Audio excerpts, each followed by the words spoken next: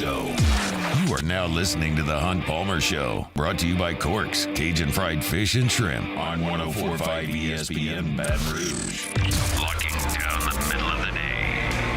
Live from the Mercedes-Benz of Baton Rouge studios. This is Hunt Palmer.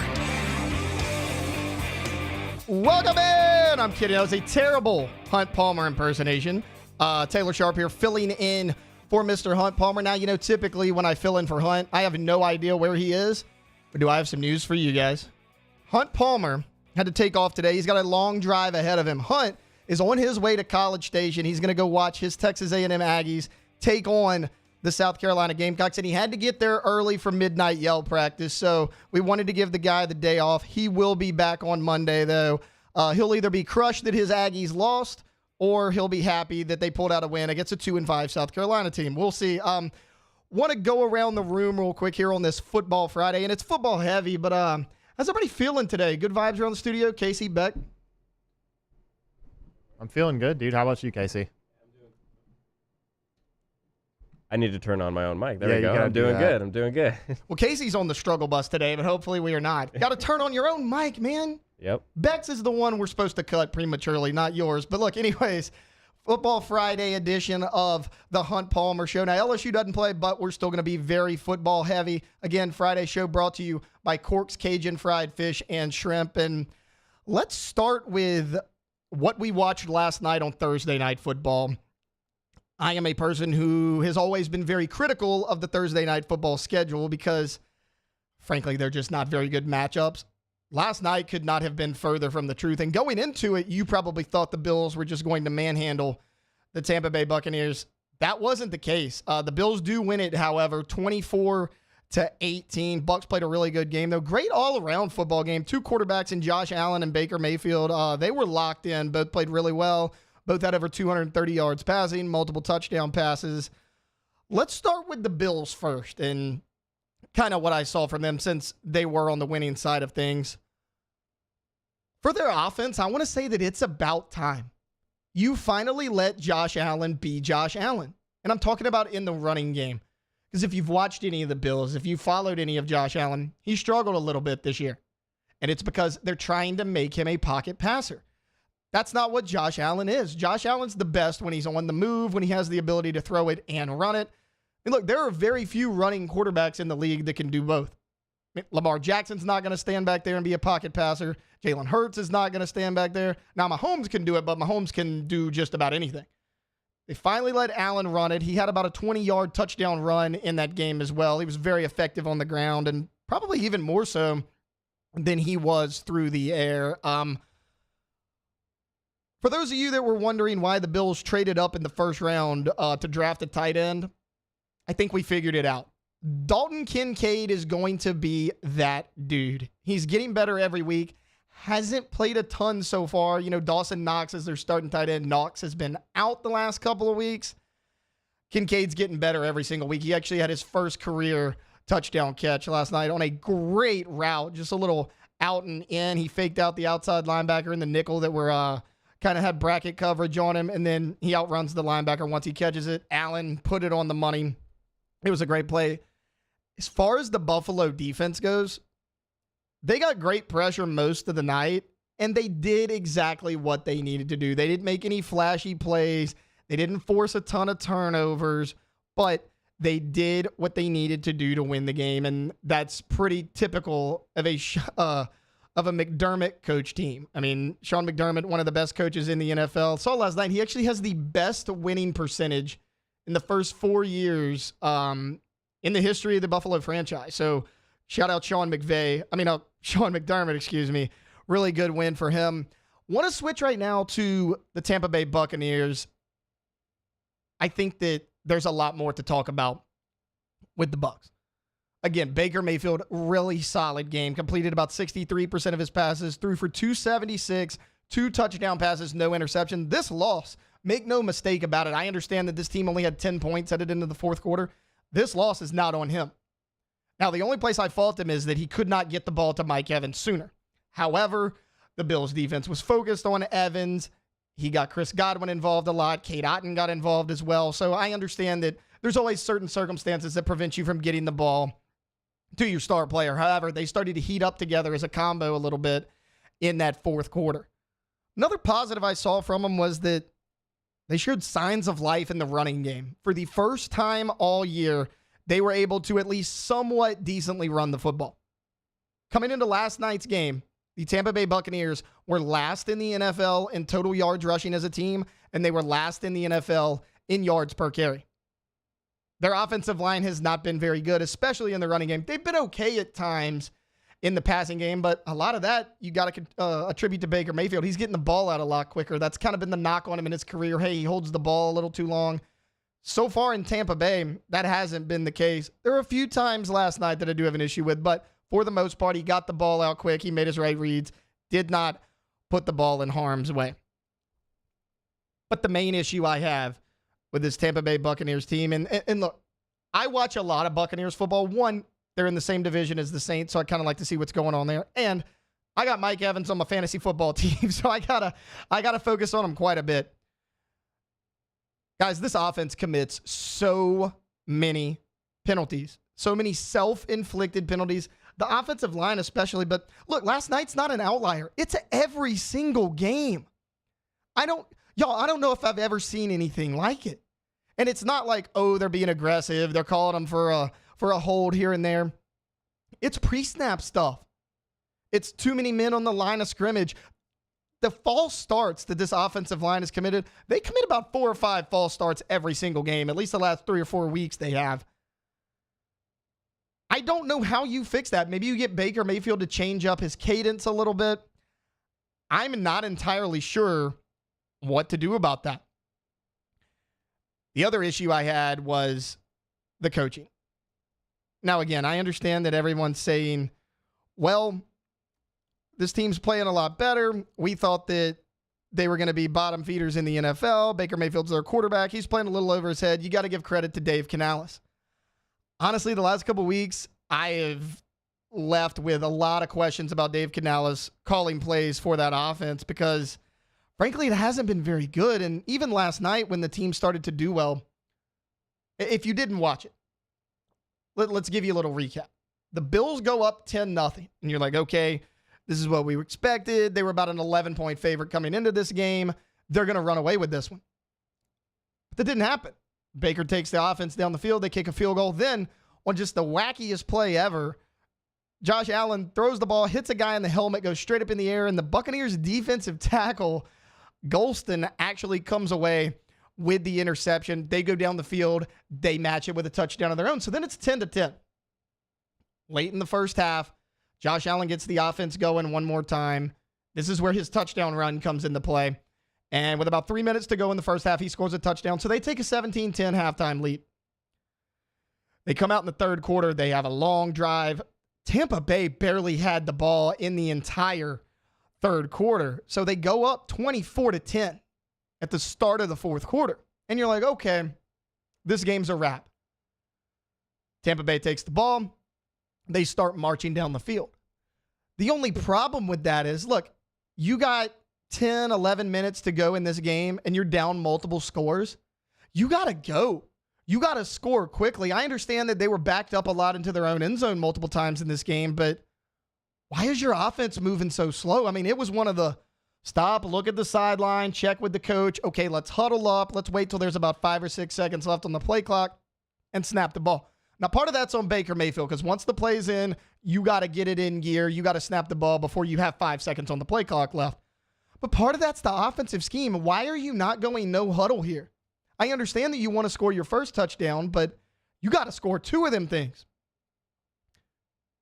The Buccaneers' final scoring drive was a 17-play drive, 70 yards, and it took almost 8 minutes. You can't do that when you're down multiple scores. Why? Because the Buccaneers score. Okay, Baker finally hooked up with Mike Evans. I mentioned that they got it going a little bit in the fourth quarter. Then they go for 2. Again, a ball bounces off a Buffalo Bills defender's helmet. Cade Otton comes down with it. So luck was involved, yes, but they do convert the 2-point conversion. So now they're only down 6 points. Now they do have all 3 of their timeouts left. The problem is there's only about 1 minute and 40 left to go in this game. So you kick it off to him. One first down ices the game, and that's exactly what happened. Tampa Bay's taking their timeouts. They stop him for a short gain on first down. They stop him for a short gain on second down. Third down comes along. They give it to James Cook. Boom, he gashes him for 8 yards. It's a first down. You've used all your timeouts at that point. I mean, they couldn't do anything but run out the clock. You have to go faster. And it's not that Baker Mayfield can't do it. We've seen him thrive in that role in the past. He had to do that a lot in Cleveland, and that's one of the few areas where he actually succeeded in Cleveland. How about last year when he got traded from the Panthers to the Rams? He comes in like 48 hours before that game. He goes in and he has to lead that team on a 98-yard drive with 1:20 to go and no timeouts. He ran no huddle. He dink and dunked it for about 15 to 20 yards. That's where Baker's best anyways. You have to go faster than that. I put a lot of this on the offensive line, but it's every bit as much as it is on Dave Canales and the play calling. I don't know why you're not in no huddle in that situation. Also, end of the game comes around. Again, you get the ball back, but no timeouts, 20 seconds left because you took too long to score the drive before. You get to about midfield, maybe 55 yards to go for a touchdown. Baker's got the arm. We've seen him sling it time and time again. He drops back. He scans the field. He gives everybody time to get down the field, all of his receivers. Throws a great Hail Mary. It's got plenty of loft on it. It's long enough. It falls on the ground incomplete. No one touched it. You can see the replay. If you go back and look on Twitter, it's there in slow-mo. Chris Godwin turns around just a half second late. The ball falls right next to him. Godwin catches that ball. The Buccaneers win that game, and we're talking about a completely different outlook for the Tampa Bay Buccaneers season. Also, there were about 2 or 3 pass interference on that play, but that doesn't get called a lot on Hail Marys. Not that it shouldn't. I think it should, but you can't do that. You have to be looking for the ball. But anyways, the Buffalo Bills get the win, 24-18. They are moving up in their standings, at least in the AFC they are. And taking a look at those standings, it was a big game for both teams because now Buffalo's only half a game back from the Miami Dolphins. We saw them play head-to-head a couple weeks ago. Buffalo took it to them. The Dolphins are reeling a little bit. They were off to a really hot start. They're 5-2. The Bills are right behind them at 5-3. That was a big game because now you're only a half game back. You got to play this team again. You beat them head-to-head, then boom, just like that, the Bills are in the head of this division. Now, what it means for the Buccaneers is a lot different. Look, this is a team that started hot. They were 2-0, then they won 3 out of their first 4. They're 3-1. They get the big win over the Saints. Since that, they've lost 3 of their last 4 games. Because you beat the Saints. Now you've lost 3 straight games. You were 3-1 after the Saints game. You're 3-4 now. The only saving grace, if you're the Tampa Bay Buccaneers, is that you're still in second place in the NFC South because it's so bad right now. And you're only 1 game back from the Atlanta Falcons, an Atlanta Falcons team that you probably should have beat last weekend. The Falcons are 4-3. The Bucs and Saints are tied at 3-4. But remember, as of right now, the Tampa Bay Buccaneers have the head-to-head tiebreaker over the Saints. And then you got the Panthers sitting there who have no idea what they're doing at 0-6. So big game for both teams. If the Buccaneers would have won that game, that would have been huge for them. I don't think they're quite out of it yet. They do have a chance to turn it around, but so do the Saints. And the Falcons are looking pretty good as well. So Buccaneers really would have liked to have that one. And right now, Buffalo only half a game back. They very well could win their division in the AFC once again. Okay, that's going to wrap up our Thursday night football discussion. We're going to take a quick time out here. When we come back, we're going to get into a little LSU football. I know they're not playing this weekend, but wanted to kind of talk about the season as a whole and some recruiting. We'll be joined by Preston Guy of TigerBait.com. That's coming up right after this here on the Hunt Palmer Show, 104.5 ESPN Baton Rouge. You are now listening to the Hunt Palmer Show.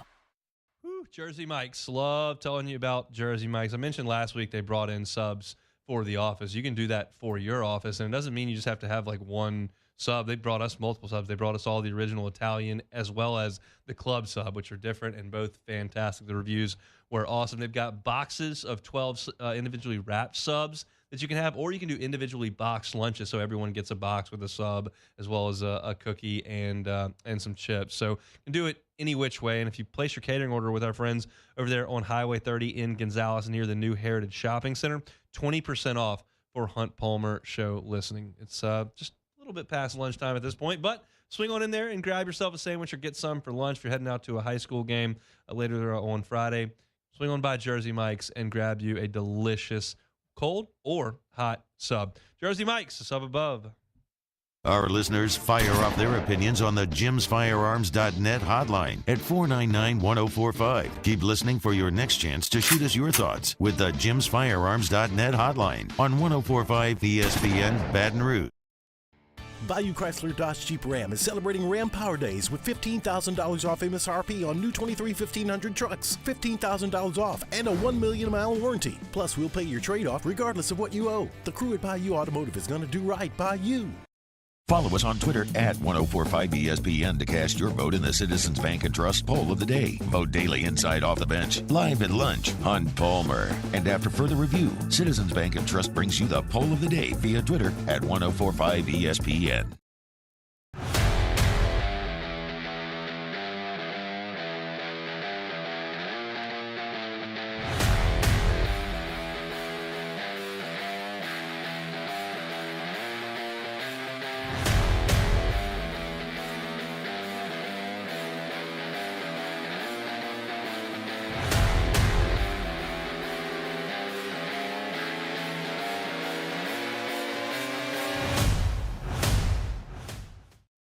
Electricity is all around us, and our families depend on it.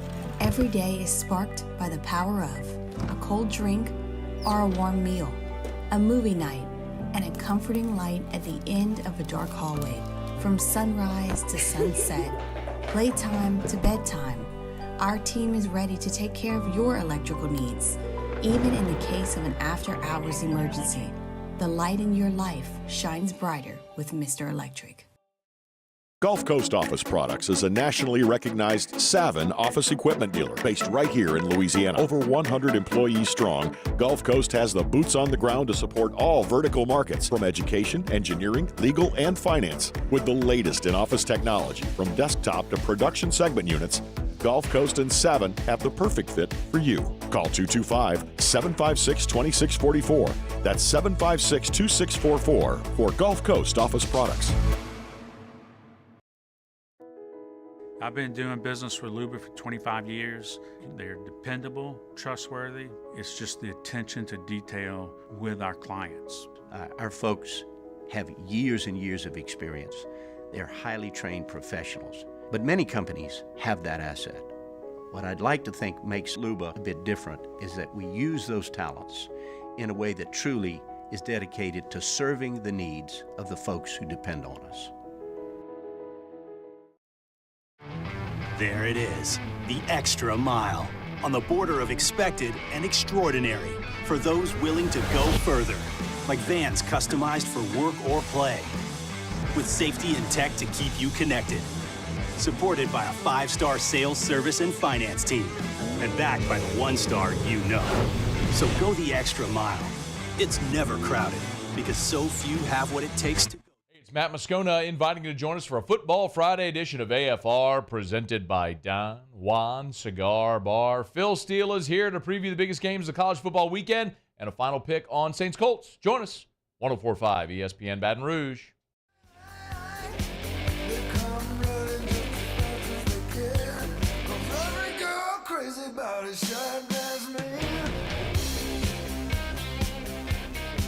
You're listening to the Hunt Palmer Show, brought to you by Corks, Cajun Fried Fish and Shrimp. Welcome back into the Hunt Palmer Show here on 104.5 ESPN Baton Rouge, a Football Friday edition of the Hunt Palmer Show. Taylor Sharp filling in for Hunt, and right now, Hunt has him on every Friday about this time, and for good reasons, because if you need anything LSU football, this is the guy to follow. It's Preston Guy from TigerBait.com. Preston, what's going on, man? Hey, Taylor, what's going on, man? Thanks for having me on. Yeah, absolutely. Look, we're going to get into recruiting a little bit later on, but I want to kind of look at the season as a whole. I don't get to talk to you a ton. So, look, with 8 games in the books, we've seen a lot of good from LSU, mainly on the offensive side of the ball. We've seen a lot of bad from them, mainly on the defense. Look, 8 games in the books. What do you think this team's ceiling is? I mean, this team's ceiling is if this defense can get playing average like frankly they have since the third position against Missouri, I mean, they could beat anybody in the country because this offense is truly special. Yeah, I agree with you. And look, as far as the offense being special, we've seen Jaden Daniels. We know Malik Neighbors and Brian Thomas, the great 1-2 punch. But give me a guy right now that we're 8 games through, that's been a surprise to you, whether it's positive or negative. Who's kind of stood out to you? I'm going to say, I'm gonna lead with a negative here so we can end on a positive. For sure. But I'm going to say Davion Jones and the defensive front as a whole, pretty disappointing. I thought they were going to be pretty elite coming into the season, especially Harold Perkins as a rusher, and that really just hasn't panned out. Now, of course, the DBs have been worse, but we all kind of saw in preseason camp that, those DBs were going to have their problems. Now, on a positive note, I'd say Logan Diggs has been a really big surprise. Now, there was some expectation that he might be your number one back, but we were thinking more of, running back by committee this year. Well, he said, nah, no, sir, I'll take that. And I really think his emergence was the key to going to that, taking the next step, getting to that second gear for LSU's offense this year. Because you'll remember, against Florida State, the game where the LSU's offense had its worst showing of the year, he wasn't playing that game. And since then, it's been night and day. Yeah, I'm with you. The kid's excited when you're talking about Logan Diggs. I am as well because he's been great. I agree with you, though, on this defensive line because, like you mentioned, we knew coming into this season that the secondary was going to have problems. What's going to help that secondary? If you can get a pass rush, and they have not been able to do that all season long. Look, we've talked about some impact players. Speaking of impact players, what have you made of the performance of Whit Weeks? Because right now, if I could pick out one freshman that's really stood out to me, it would probably be him. Yeah, he's been really good, better than expected. Now, when I do my film studies, he definitely still has some freshman moment, right? But the talent, he's just oozing with talent. Now, of course, he's got to split time with Omar Spates right now, who's a veteran linebacker. But I think he's got a very, very bright future. I just think that this year, with having limited reps, I think his impact's going to be limited. But I really like what I've seen. In fact, there was a time and point where I was saying, he should start over Omar Spates, and then come to find out Omar Spates was playing through a hip pointer injury, and that probably was a big reason why he was struggling out there. I definitely last few weeks, Omar Spates has played his best football, and you kind of see why he was a 100-tackle-plus guy at Oregon State. Yeah, for sure. I totally get you. And having a freshman like Whit Weeks pushing for that playing time behind you, it'll certainly help as well. Speaking of impact players, Jaden Daniels, for my money, has been the best college football player in the country this year. I'm not sure how close it is. What do you make of his play? Because, look, he was great last year, but coming into the season, there were still some questions. Can he throw the deep ball? Can he go through his progression quicker? It's been a 180. What do you kind of attribute to that success? Yeah, so last year, Jaden was a good quarterback. A good, not great quarterback last year, right? And it was a very clear mission of what he needed to do to take that next step. Number one, push the ball downfield. He averaged, I think it was 8.1 yards per target last year, which was like 118th in the country. And if you want to be an elite quarterback, that's not going to cut it. Well, it seems like those days are long and gone. Since the Florida State game, he's been pushing the ball downfield very well. And his receivers are putting up gaudy stats and numbers. The second thing he really needed to do was work through his progression, be more patient in the pocket. He really leaned heavily on his athleticism last year, and frankly, didn't trust his offensive line. He probably shouldn't have trusted his offensive line with the struggles that they had last year, but as the season went on, they improved as those two freshman tackles got better and better and better. And he's done both of those things incredibly well. Now he's getting to the point where it's like, the only thing we really need to critique on him is, Jaden, will you please fly? Because this team cannot afford to lose you. And that's a critique that's only come from how well he's played. Yeah, look, if getting your quarterback to slide is your biggest concern with their play, I think you're doing okay. Look, want to switch to the defensive side of the ball because all the talk this week has been about LSU secondary players, or lack thereof, we should say. They got a lot of injuries there. Deuce Chestnut, Denver Harris, their status is still iffy. We're not 100% sure what's going on there yet. What do you make of this secondary? Who do they kind of turn to? Because they got a big one coming up next week. Yeah, well, right now on paper, it certainly looks a lot like Sage Ryan is going to be your number one corner, covering the wide side of the field. You know, Sage Ryan has kind of quietly been your most consistent, best defensive back this year, which, you know, if you told me before the season, I would have been shocked because he's had such a shaky, you know, up and down career at LSU. On the other side, it looks like LaTerrence Welsh will be your other corner. I have a sneaky feeling that whoever that starting corner alongside Sage Ryan is, it's going to be a surprise. I think Brian Kelly's going to pull a rabbit out of his hat one way or another. Yeah, I'm kind of with you. You know, Welch is one of the obvious choices. He's been here for a little while. Ashton Stamps was great in fall camp. Hadn't got to play a ton the last couple weeks because of an injury. Jeremiah Hughes is actually the one that came in for Alexander last week against Army. He played well. So Kelly has a lot of bodies, just none of them have a ton of experience. I'm excited to see it as well. Preston, want to switch from on the field to off the field because you cover recruiting as well on TigerBait.com. And before we get into the duo of DBs that committed, let's all take a second and laugh at our little brothers out west. LSU flips 5-star offensive tackle Weston Davis from Texas A&M. He is going to be a Tiger. This is a huge get for Brian Kelly. What do you like about Weston Davis? Man, he's a big body, highly recruited kid. You know, he's a 5-star, legitimate 5-star prospect. Good feet. Love this. What I really like most about it, though, Taylor, so guys who follow my show and hear me know I talk a lot of class composition. You know, throughout the years, especially during the Ogeron era, we saw a lot of really highly ranked recruiting classes that would sign 2 offensive linemen, and that's just not enough. You need every single year your recruiting class you should be able to almost field a football team with. It's not just be able to straight up field a football team with. You know, you got 11 on offense, 11 on defense. Historically, you've had 25 spots. This year, you're going to get as many as you want because they updated the rules. So you get 26 here now, and you're probably going to go up to probably at least a couple more spots. And now you've got 5 offensive linemen and 5 talented offensive linemen. That's a huge deal.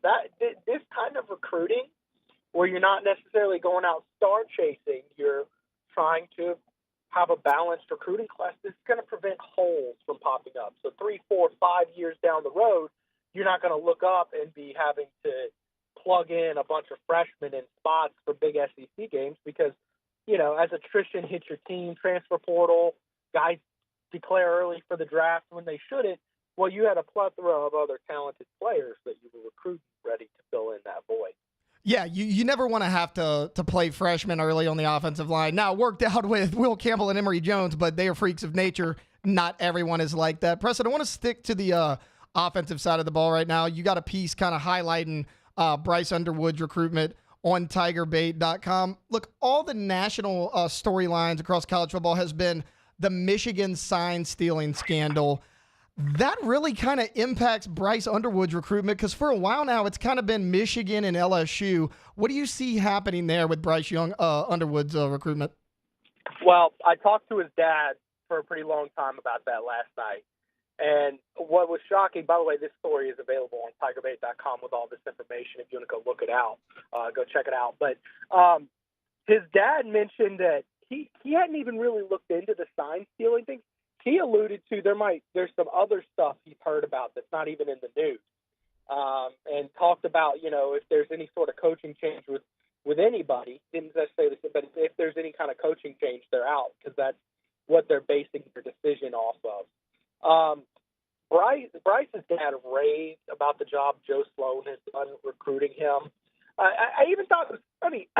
You know, he talked about his top schools he's about to drop. I said, well, can you at least confirm the big ones people are talking about? Michigan, LSU, and Colorado will be in there. He said, yeah, but I don't know about that order. Notice I said Michigan, LSU, Colorado. I said, well, how about LSU, Michigan, Colorado? He said, I like that order better.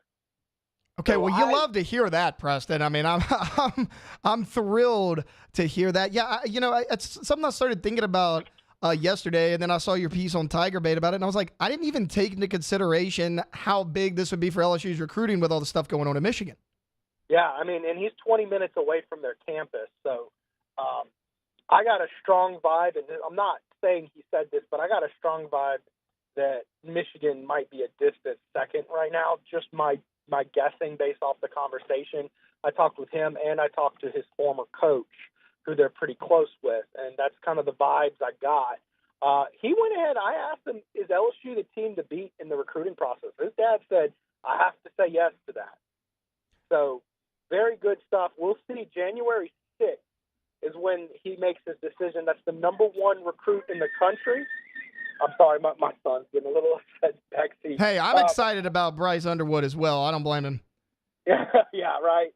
But he also talked about DeCorian Moore, the five-star number one receiver in the country who's already committed to LSU, and Harlem Berry, the running back out of New Orleans, who is the number one running back in the country. And his dad talked about, he said they want to shock the world and would love to see all three play together. I mean, these are not only talking about potentially playing at LSU, but potentially, the vision of what that would look like. That seems to be a step further. I really like the job Joe Sloan and LSU is doing recruiting this very high-profile recruit. It would be one of the largest recruits in school history. Preston Guy joining us from TigerBait.com right now. Preston, just a few more for you before we get you out of here. Earlier this week, LSU gained 2 commitments, both DBs. We got 4-star P.J. Woodland and then also Bernard Causey, one of which was looking like Ole Miss. The other was looking like it was going to be Mississippi State. They are both Tigers, at least for the time being. What is LSU getting in both of those guys? You're getting 2 solid players. P.J. Woodland's a little bit of a thinner corner who's going to need to put on some weight. I think he's about 6 foot 160 right now, so he's going to have to be a guy. He's a very quick guy. And you needed these guys to come in. Number one, DB is obviously a huge need for this team. Huge need. And you can't just keep on going to the transfer portal and get rent a players every year, because you saw year one, the rent a player strategy worked out fantastically. Year 2, it's been rough. It's been really rough. So you gotta build organically through recruiting and develop players. That's the end goal. And you really needed it on the heels of losing Andre Evans to Georgia. You did not want to lose him. And Kirby Smart, excellent recruiter, did some serious good work and got him to go on over to Georgia. So getting both of these guys very timely and a good addition for LSU. Yeah, look, sticking with defense here real quick. Everyone remembers his older brother, Dylan Moses, choosing Alabama over LSU, but Keelan Moses, the younger brother, also a really good linebacker at U-High. He has actually set his commitment date for November 30th. So with about a month to go in his recruiting process, where do the Tigers stand with him? I like where LSU stands with him. I can't help but remember how much, Dylan was committed to LSU and how much Dylan loved LSU. I can't help but recall all that, and I know that extends upward to the family. And remember, Les Miles got fired the year Dylan Moses was making his decision, and he was really upset about that. I think the main reason he went to Alabama was because of that coaching turnover, right? So I really still think that the family does like LSU. Obviously, we'll see November 30th if, he pulls a rabbit out of his hat. But I feel good about LSU's chances with him. He's a very talented player, probably not quite as talented as Dylan was, because although Dylan's college career didn't pan out well, he had an ACL injury and all sorts of stuff. But Dylan was insanely talented as a prospect. I mean, he was everything from an early age. One more for you before we get you out of here, Preston. Thank you so much for your time. Give me some maybe top uncommitted guys that you think Tiger fans may need to keep an eye on. Any top uncommitted guys? Well, wouldn't you rather look at the committed guys? Texas A&M is having some problems right now, right? I say committed, not committed to LSU. Yep. Committed to Texas A&M. There's some real buzz that Jimbo might get fired this year, and there's also some real buzz amongst recruits that Jimbo isn't cut to turn it around over there. These recruits want to win. NIL is great. They're going to get NIL at almost any major university they choose to sign with, right? But they ultimately do want to win because they are, top elite prospects. So keep an eye out for Terry Bussey, who committed to A&M not all that long ago. He's an athlete who can play DB.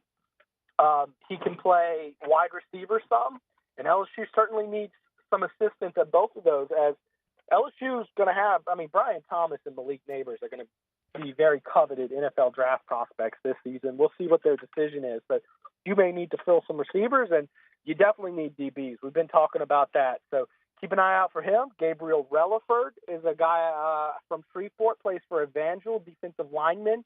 We got some film on him last night from the site. He is a good player currently committed to Texas A&M. Just keep an eye out for these Texas A&M guys. There was a bunch of them on LSU's campus for the Auburn game. And quite frankly, the offensive tackle who flipped last night, he wasn't one of them.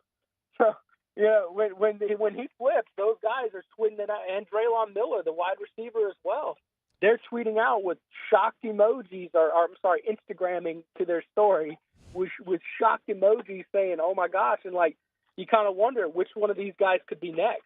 I would keep an eye on those three in particular, because you add those to your class. Your class ranks either 7th or 9th in the country based on who you're asking, right? You add those three, and your class is all of a sudden going to be pretty high up those rankings, probably in the top 5 comfortably. Preston Guy of TigerBait.com. Preston, thank you so much for your time. I'll let you get on about your day. Tell your kid I also share the enthusiasm for Bryce Underwood. So thank you so much for joining. Stoked, man, and it's his birthday today. Oh, well, happy birthday. So we're driving him around town, about to go to Knock Knock and have a fun little day for him. I had to knock out all my recruiting work early in the morning, like 2 or 3 a.m. I had to knock that out. Awesome. Well, Preston, go be a dad, man. Go be a dad. Have fun with the rest of your day. Thanks for stopping by. All right. Thank you, Taylor. Preston Guy there with TigerBait.com. Ha! Jimbo Fisher sucks. He does. He sucks. He's out of there. You just hate to see it, don't you? You just hate to see your brothers to the west of you in Texas A&M struggle so much in recruiting. I know what Hump Palmer's going to do. It's going to be a somber scene, Kyle Field, this weekend if they happen to lose to South Carolina. All right, we got to take a timeout. Ran a little long with Preston. Going to talk some Heisman Trophy conversation and why I don't necessarily know that the favorites to win it at this moment should actually be the favorites. We'll talk about that right after this break here on 104.5 ESPN Baton Rouge. The Hunt Palmer Show. Boudreaux's Electric. Boudreaux's Electric. Neil Melissa Boudreaux. 40 years owning and operating Boudreaux's Electric, a certified Generac generator dealer and a premier Generac generator dealer. They're in the top 3% nationwide. If you've got a home and you want to protect yourself from power outages, Boudreaux's can do it. If you own a commercial property or a business and want to protect yourself from power outages on that front as well, Boudreaux's can help you. I'll tell you this, when you get a Boudreaux's Generac generator installed, they don't just go slap one right next to the house and say, hey, fire away. They customize it to your home or business based on the size of that home or business and what you need the generator to power. And also, they're going to monitor that generator for you off-site so that if it fails for some reason, they'll know about it and they can come fix it. Boudreaux is such a fantastic company. They're expanding into Gonzales. You can call them at the new Gonzales number. It's going to ring their original branch, but 225-300-9889. 225-300-9389. I messed that first one up. 225-300-9389. That is Boudreaux's Electric. In times of need, get a full list of phone numbers, websites, and other important emergency information on the Demco Stormwatch page at 1045ESPN.com. Bayou Ford is taking $10,000 off MSRP on select new 23 Ford F-150 trucks. And all new Bayou Ford vehicles come with a 1 million mile warranty. The crew at Bayou Ford is going to do right by you. When is a taco more than just a taco? When it's Government Taco. Voted best tacos 3 years in a row by 225 Magazine, Government Taco puts the most delicious spin on tacos the capital area has ever seen. With creative combinations like the Magna Carrot, the Filibuster, or the Steak of the Union. Plus perfect tortilla chips paired with the best salsa and queso you've ever had. And happy hour every day from 3 to 6 p.m. and all day on Thursday. Government Taco, 5621 Government Street.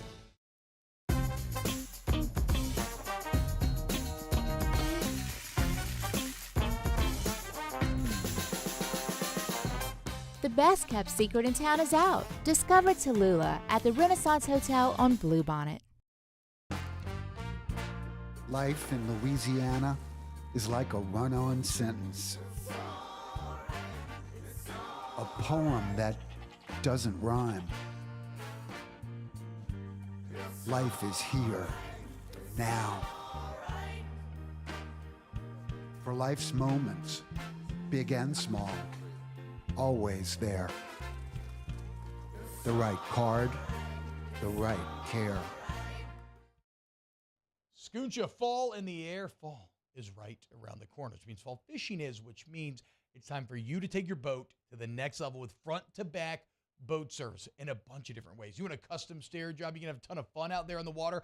They can do that. What about a spot lock trolling motor? So you stay right where you need to in casting lines. Or sonar that's let you see the fish under the water before you cast. All of your maintenance needs as well. For 38 years, they've been at it and will continue to do so. The Sherman family of front-to-back boat service. It was a humid day. Barefoot children play, looking for that summer shade. Time just slips away. Oh, Louisiana, some kind of hold on me.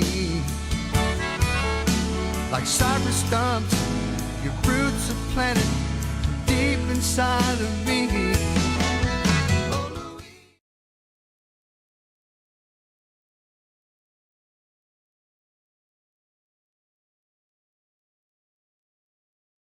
Dylan Cruz here to tell you about Six Rings Baseball and Softball Camp. If you live on the North Shore and play ball, go to Six Rings Camps with former LSU assistant coach Dan Canaveri. His knowledge is second to none, and your child will improve and have fun doing it. Camps are held at Coquille. While our Tigers don't play this weekend, we're still going to bring you some football this Saturday. It's the world's largest outdoor cocktail party, where the Florida Gators will take on the Georgia Bulldogs at 2:30. To hear that game, tune in here on 104.5 ESPN Baton Rouge.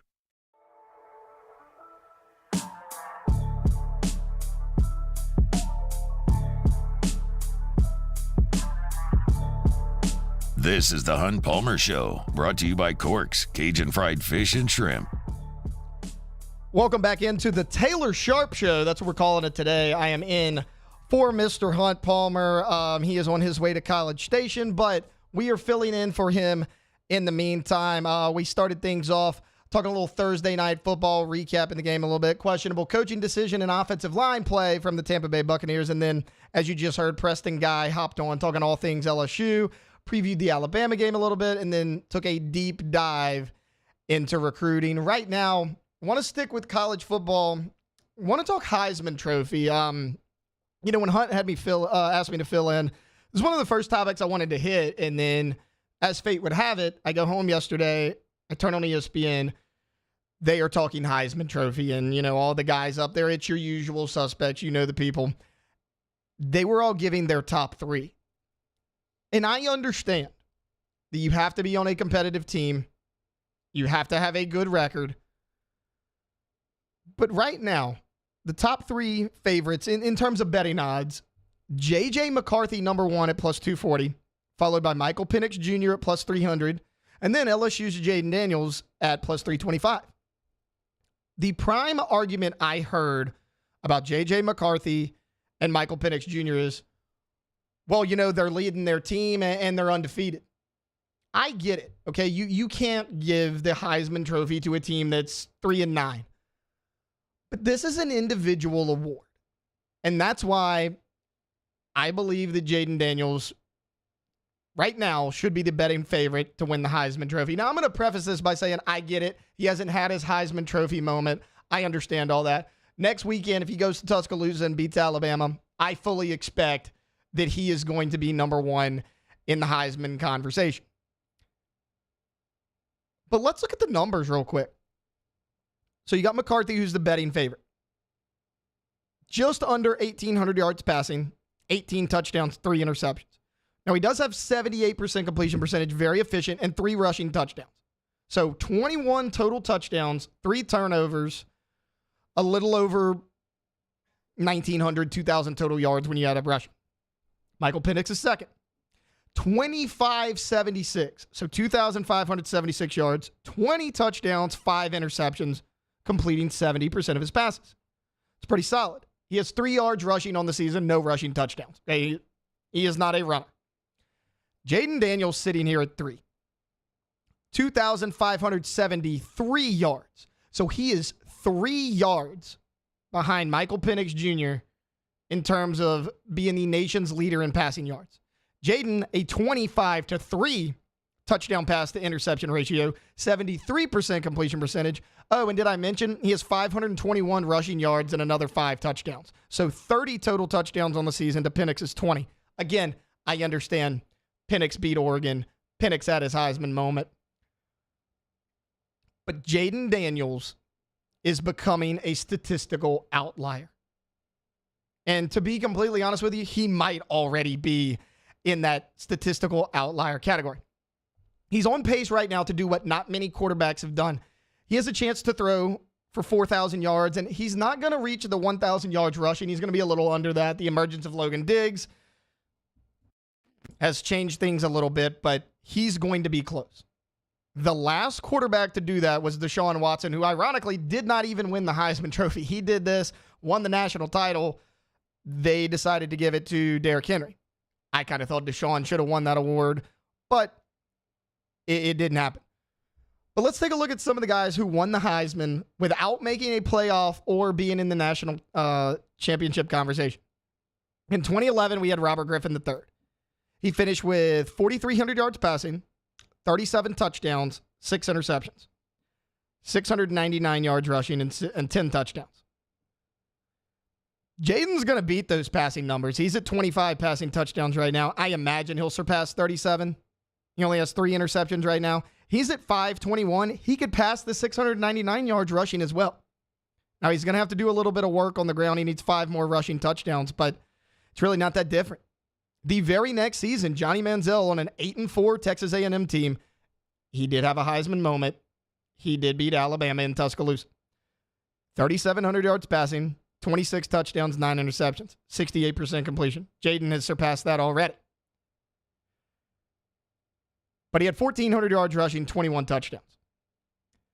Then you had Lamar Jackson. Jaden Daniels could surpass all of those numbers or reach them. I think Jaden should be the leader for the Heisman Trophy at this time. Okay, look, we got to take a timeout. We ran a little long with Preston Guy. Coming back in, we're going to talk to BRCC Athletic Director Brock Cantro. He's got some fun stuff going on that you'll want to hear about. That's coming up here on the Hunt Palmer Show, 104.5 ESPN Baton Rouge. You are now listening to the Hunt Palmer Show. Get ready to start the NFL week off right, because right now all customers get a no-sweat same-game parlay for Thursday night football tonight. Just place a 3-leg same-game parlay on this week's game. Got the Bills and the Bucks, and you get bonus bets back if you don't win. NFL same-game parlays are the perfect way to combine your bets for a chance at a bigger payday. Build your own or choose from one of the popular same-game parlays pre-built for you in FanDuel's top-rated sportsbook app. Visit FanDuel.com/1045ESPN so you don't miss out on your chance to get a no-sweat same-game parlay on America's #1 sportsbook. FanDuel, official sports betting partner of the NFL. Must be 21 and present in Louisiana. Refund issues, knowledgeable bonus method expires 7 days after receipt. Max refund $5 unless otherwise specified. Restrictions apply. See terms at sportsbook.fanduel.com. If you're someone who has a gaming problem and wants help, call 1-877-770-STOP. Our listeners fire off their opinions on the jimsfirearms.net hotline at 499-1045. Keep listening for your next chance to shoot us your thoughts with the jimsfirearms.net hotline on 104.5 ESPN Baton Rouge.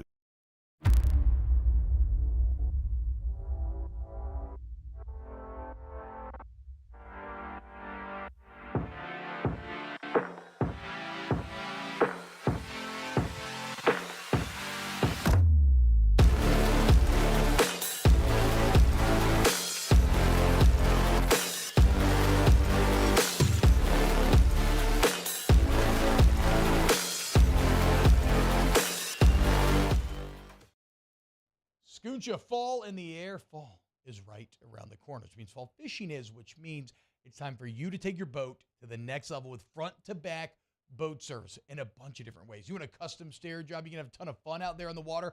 They can do that. What about a spot lock trolling motor? So you stay right where you need to in casting lines. Or sonar that's let you see the fish under the water before you cast. All of your maintenance needs as well. For 38 years, they've been at it and will continue to do so. The Sherman family of front-to-back boat service. Bayou Chrysler Dodge Jeep Ram is celebrating Ram Power Days with $15,000 off MSRP on new 23 1500 trucks, $15,000 off, and a 1 million mile warranty. Plus, we'll pay your trade-off regardless of what you owe. The crew at Bayou Automotive is going to do right by you. Gulf Coast Office Products is a nationally recognized Savin office equipment dealer based right here in Louisiana. Over 100 employees strong, Gulf Coast has the boots on the ground to support all vertical markets from education, engineering, legal, and finance. With the latest in office technology from desktop to production segment units, Gulf Coast and Savin have the perfect fit for you. Call 225-756-2644. That's 756-2644 for Gulf Coast Office Products. I've been doing business with Luba for 25 years.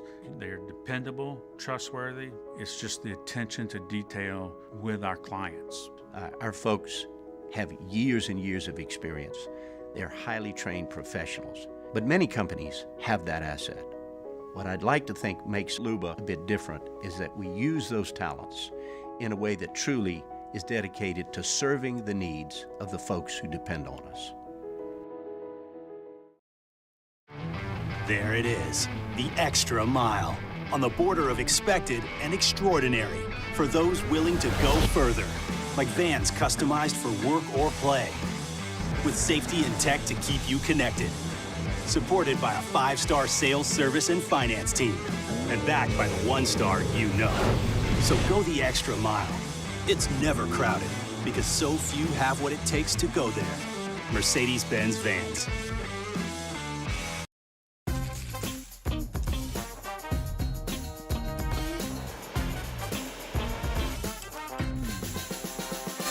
For the Monday edition of Live at Lunch from Finbom, Sushi Burrito, Poke Ramen at Burbank and Lee. Recapping all the college and NFL action and previewing, yes indeed, it's LSU Bama Week. That's 10 a.m. to 1 p.m. Monday from Finbom on 104.5 ESPN Baton Rouge.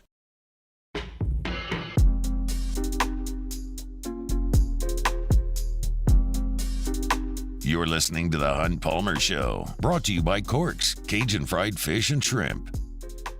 Welcome back into the Hunt Palmer Show, 104.5 ESPN Baton Rouge. Ran a little long last segment. Want to get this in because there's some really fun stuff going on at BRCC. Joining us right now, BRCC Athletic Director Brock Cantro. Brock, how are you today?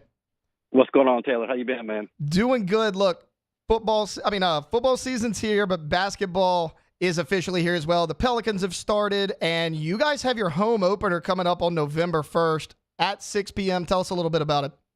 Yeah, we're excited about it. Got a brand new coach in Byron Starks that just joined us at the beginning of the year. Got a brand new squad, play a really athletic, fun brand of basketball to watch. Playing Hines College at 6 o'clock. It's Our Lady of the Lake Health Night. We have a great partnership with those guys over at the lake, and we'll be celebrating them. And it should be a really good time. How can folks get tickets to that contest? Really easy. brccathletics.com, and it'll take you straight to the tickets, and it's $12 for a game, which is probably the cheapest ticket in town. You mentioned first-year head coach Byron Starks, but of course I have to mention the special assistant to the head coach. People in Baton Rouge are going to remember this name. Former LSU head basketball coach and SEC legend John Brady is on that staff helping out with the program. Give me a little bit about what his role is going to be this season. You know, it's really nice to have him around. He's kind of mentoring Byron. You know, they've had a relationship in the past, and he kind of mentors him and bounces things off of him. John's really cool about staying out of Byron's way and letting Byron coach the team, but he brings a wealth of knowledge, Final Four knowledge to the guys. And anything that Byron says, anything that John says, you know, these kids just gobble it up. It's fun to watch. Well, Brock, I'm excited about it. I know fans are going to be excited to see John Brady back in the coaching realm. Again, November 1st, 6 p.m. Make it out there. $12 a ticket. Get your tickets online. Brock, thanks a lot for joining us today. Hey, Taylor, I got one quick thing. All good. Our spring registration is coming up for the school, so if anybody wants to come be a student at BRCC. It's a great time to do it. We had 11,000 students record enrollment this year. Awesome. Thank you so much, Brock. All right, thanks, Bill. Y'all have a great day. That's going to do it for hour number 1, the Friday edition of the Hunt Palmer Show. Look, Brock Cantro is a grinder. He's got John Brady to come be the special assistant to the basketball coach, special assistant to the baseball coach you'll see in the spring. How about Paul Maneri helping out there with BRCC as well? Great stuff there, and it's happening right here in Baton Rouge. Again, only $12 a ticket. Go out, check it out. Should be a lot of fun. That's going to do it for hour number 1 of the show. We'll be back for a full second hour. We'll kick things off. Ken Trahan talking a little Saints. That's coming up here on 104.5 ESPN. Bayou Ford is taking $10,000 off MSRP on select new 23 Ford F-150 trucks. And all new Bayou Ford vehicles come with a 1 million mile warranty. The crew at Bayou Ford is going to do right by you.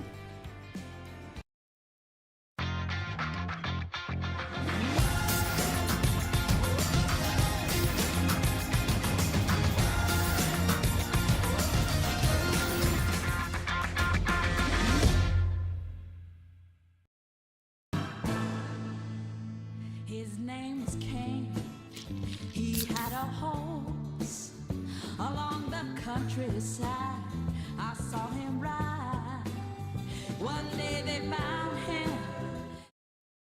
The Windsor Senior Living Community in Mandeville, Louisiana is a beautiful, vibrant apartment community geared towards seniors. They are nestled right in the heart of Mandeville, where seniors live a more carefree lifestyle in spacious apartments with the peace of mind that comes from having a little extra help. Call the Windsor at 985-624-8040 to schedule a lunch and tour. Come see how the Windsor can be your passport to peace of mind. Dylan Cruz here to tell you about Six Rings Baseball and Softball Camp. If you live on the North Shore and play ball, go to Six Rings Camps with former LSU assistant coach Dan Canaveri. His knowledge is second to none, and your child will improve and have fun doing it. Camps were held at Coquille Park and Six Rings Academy in Covington with 4 sessions over the summer. Full day and morning only sessions are available from ages 7 to 13. Go to sixringsbaseball.com or call 985-206-9096. Learn the game to love the game. Running Boards Marketing can help you get their attention. Imagine your brand's message on a giant LED billboard truck that can't be skipped and is nearly impossible to ignore. Running Boards Marketing is the leader in effective and affordable advertising on digital mobile billboards, which are 2 times more effective than traditional billboards. With a 97% recall rate, you'll leave a lasting impression with your customers.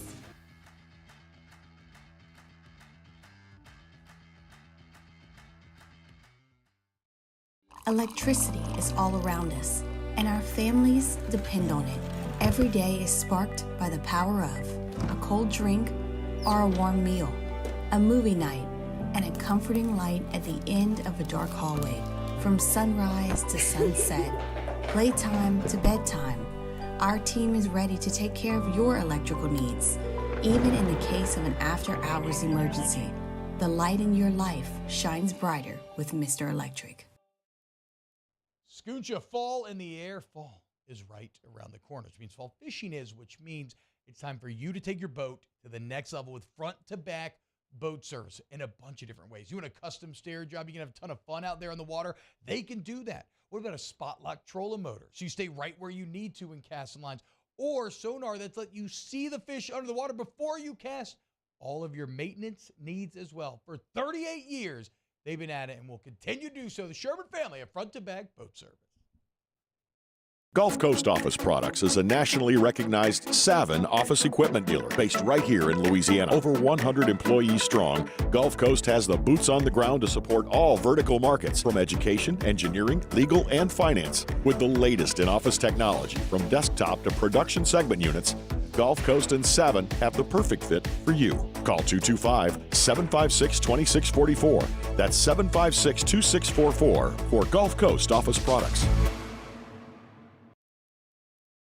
At Relief Windows, we're more than windows. We're windows, doors, hardy plank, and vinyl siding. But our #1 product is always customer satisfaction. Visit us online at reliefwindows.com.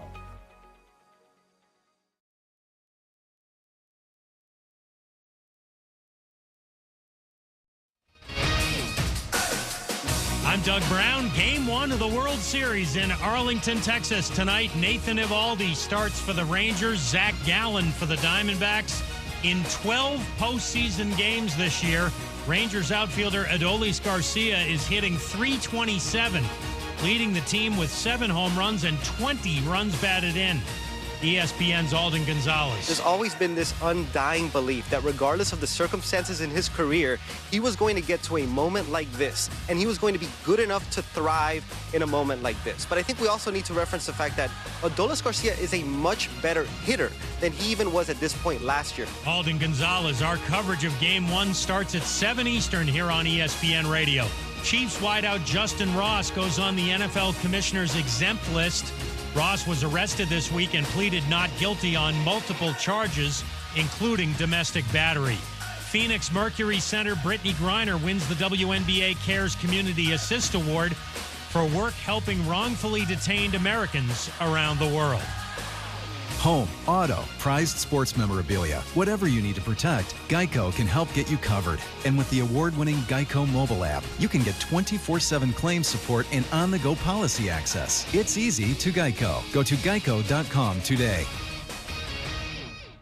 Ladies and gentlemen, may I direct your attention to something quite extraordinary? Now, the Hunt Palmer Show. The Hunt Palmer Show on 104.5 ESPN Baton Rouge. Brought to you by Corks, Cajun Fried Fish and Shrimp. Live from the Mercedes-Benz of Baton Rouge Studios. This is Hunt Palmer.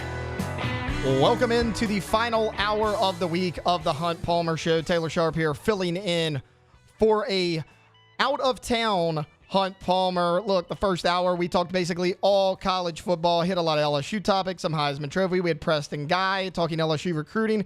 This hour, want to shift back towards the NFL a little bit, and to do that, I want to talk New Orleans Saints. Welcoming into the program right now, we have Ken Trahan from Crescent City Sports, also the general manager of the Saints Hall of Fame Museum. Ken, how are you? Thanks for joining me today. It's my pleasure, and thanks for having me. All is well. Absolutely. So, Ken, the Saints fans, needless to say, are not exactly on cloud 9 right now. I mean, they're 3-2 on the season. They're 3-4, excuse me. They could easily be 5-2, but all the talk has been about this offense, and even if they were 5-2, I mean, it's not clicking. It's not working. What have you seen from the Saints on that side of the ball that's got them all confused?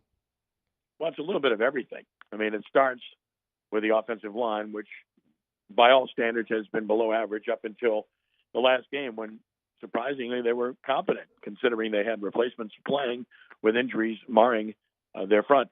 Then, of course, it gets to the quarterback, who's very highly paid, who has not been terrible, but he's not been good enough. And he'd be the first to tell you that. You hear a lot about miscommunication, and that's frustrating a lot of people this deep into the season, understandably so. But you shouldn't see receivers breaking off routes or quitting on routes. You shouldn't see quarterbacks throwing to the wrong place in those situations and then getting after each other afterwards. But I want to make a point about that, too. All of this stuff about, oh, look at these antics. They don't like each other, and this is theatrics and everything else.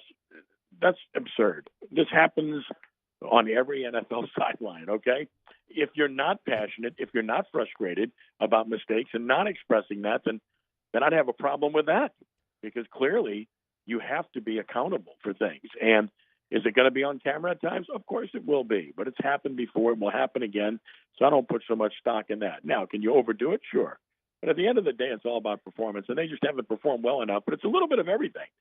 And when you look at the division, ironically, they're still the highest scoring team of the division, which tells you something about that division. Although in the last 2 games, the Saints have been better offensively, and the yardage reflects that. But what hasn't been better is they simply haven't converted enough in the red zone. Blake Grupe's missed big field goals you can't miss in the NFL.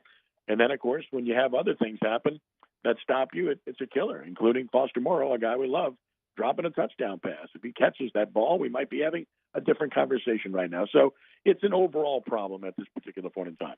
Yeah, let's hit on that red zone offense if we can. I'm glad you mentioned that.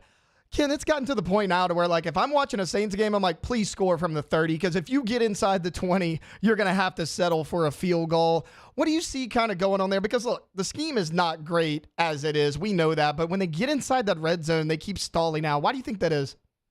Well, I think it's a little bit of everything. It's a lack of execution. Maybe play calling has something to do with it too. And a lot of people have pointed in that direction. In the red zone, when you're talking about red zone, that's 20-yard line and in. Now, when you get 10-yard line and in, or even 5-yard line and in my opinion, that should be Taysom time. Taysom Hill gives you three options. If he's your quarterback and he runs the ball, you've got an extra blocker. And Lord knows he runs the ball very hard and very swiftly. If he's RPO style and handing the ball off to Alvin Kamara, well, then they've got to account for that. And then, of course, there's the option of him being able to throw the ball, because if Taysom Hill's in the game, you're getting man coverage on the outside, which obviously everybody wants to see. So I just think utilizing him more in that particular capacity would be advantageous rather than lining up and playing straight up offensively. Some people have pointed to a lack of use of Jimmy Graham in the red zone. He's caught one touchdown pass, but that's been his catch for the year. And what I would say to you about that is he has played a lot of downs, a lot of snaps. They just haven't looked at him, and that's because maybe he's not primary in terms of receiver on that particular play, or he just can't get separation. But if you kept him on this roster, you had to have a specific role in mind for him, and certainly that role would seem to be having him post up in the red zone, using his size to shield the defender and get him the ball. That hasn't happened either. So I think that's a little bit of it. I think Taysom Hill being utilized more is certainly part of it. Alvin Kamara, who's been a touchdown machine in his career, would be good. And, oh, by the way, Jamal Williams, whom they signed in the offseason from Detroit, led the NFL in rushing touchdowns last season with 17. He doesn't have any this year. Yeah, you painted a little bit of a bleak picture, but things are bleak right now. And then when you look at the standings, you see the Saints are third in the NFC South, but it may not be as bad on the surface as you see, at least division standings wise, because you got the Falcons who are 4-3. Tampa's got the same record at you as 3-4. The only reason they're ahead of you right now is that head-to-head matchup. But do you think the Saints still have a shot to win this division? I mean, they're basically only a game back from the lead. Absolutely. I mean, look, most people felt like, myself included, they had the best roster entering the season in the division. And I think if healthy, they probably still do. And part of that is getting Juwan Johnson back, because he makes a difference. He caught 7 touchdown passes a year ago. He's a big tight end that can run. And what he does is he gives you that inside threat up the seam and also creates opportunities for others in the process, because you must account for him. And they haven't had him. And with all due respect to Foster Moreau, he's a possession receiver and a blocker.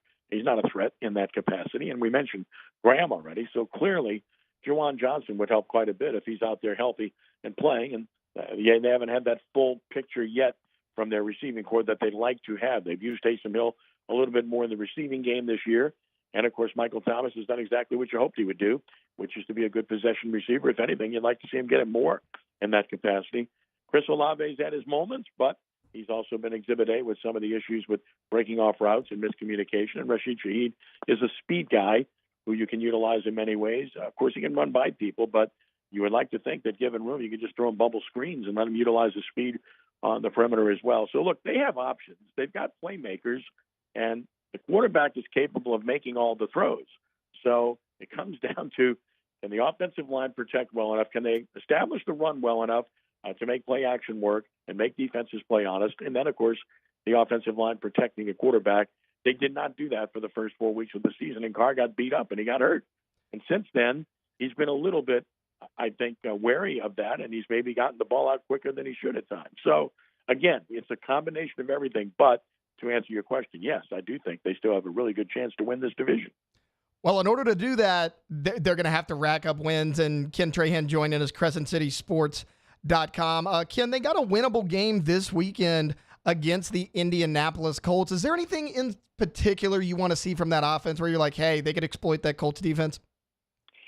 Well, I think you want to establish the run first and foremost. And the Colts, by the way, that's what they do. They run it, and they run it more.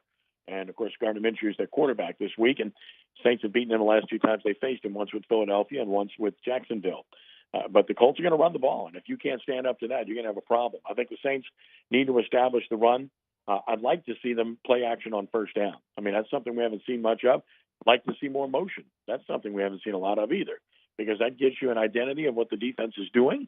And it also gets you receivers that have speed and maybe aren't as big out in space, where they get a nice running start in the process. So I think run the football, use a little bit more motion, play action on first down, all the things I'd like to see. What do you think Kendre Miller's role is going to be? Because he's a guy that, when he was drafted, the knock on him was he can't catch the football. But in reality, TCU just didn't throw it to him. He's actually been a pretty solid weapon out of the backfield. He's been dinged up at times, but he seems to be getting healthier. You think he kind of fits into this running back rotation alongside an Alvin Kamara and Jamal Williams? Well, I think he will. Eventually, they invested a third-round pick in him, and they chose him prior to Devon Achane being selected, right? And prior to Tyjae Spears being selected. So they clearly saw something in Miller that they thought was a better choice than those guys. And Achane, before he got hurt, was spectacular. And, of course, Spears is good. We all know him from Tulane. So Miller's got to prove himself. But he's got ability. That's pretty clear. He's got size. He's got some quicks about him. He can make people miss. He looks, just watching him, like he can catch the football. They just didn't use him much, as you mentioned, in that capacity in college. So I think he's there. The thing is, they went out and signed Jamal Williams in the offseason. And again, this guy led the NFL in touchdown rushes a year ago. So he's going to get second dibs right now, which relegates Miller to third dibs. You didn't have Kamara for the first 3 games, and then Williams got hurt. You had to lean on Tony Jones at the time. But now you've got the full complement of players, and you've got Taysom Hill who can run the football too. So Miller's going to be down the line in terms of options. Look, when we look at the injury report heading into this game, obviously every team has injuries, but for the most part, the Saints are about as healthy as you can be this time of year. And on the other side of things, the Colts do have some key injuries. You mentioned earlier, Anthony Richardson out for the season. He won that starting quarterback job. Now they're going against Gardner Minshew. Going into this game, just from an injury, health, depth standpoint, do you give the advantage to the Saints? I would at this point, and the other part of that is obvious, which is the Saints haven't played a game since a week ago Thursday, and the Colts played on Sunday. So that's one of the reasons injuries heal up a little bit more when you have the extra time. James Hurst and J.T. Gray, the only guys that didn't practice yesterday, and again, looking like the case today with regard to the other players, they're limited. Everybody's going to be watching Juwan Johnson to see if he's going to be able to play or not, as I mentioned before, he's key. But they get Ramczyk back, and that's important, that right tackle, obviously. And then Demario Davis, expect him to play. He was limited last week, and he played very well. So I wouldn't be concerned about him or Taysom Hill. I think Hill will play too.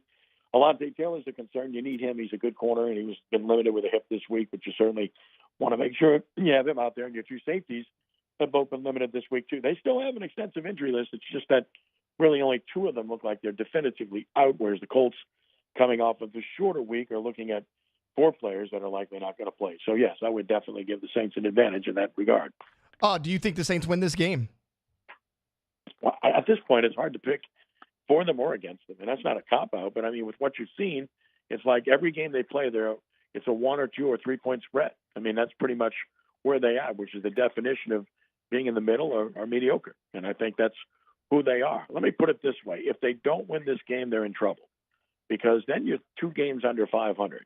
And the schedule's going to get tougher down the road. It's, again, going into the season, one of the easier schedules in the NFL. You looked at this schedule and you said, who scares me on this schedule? Maybe the best teams we're going to face are Detroit and Jacksonville. They're not killers.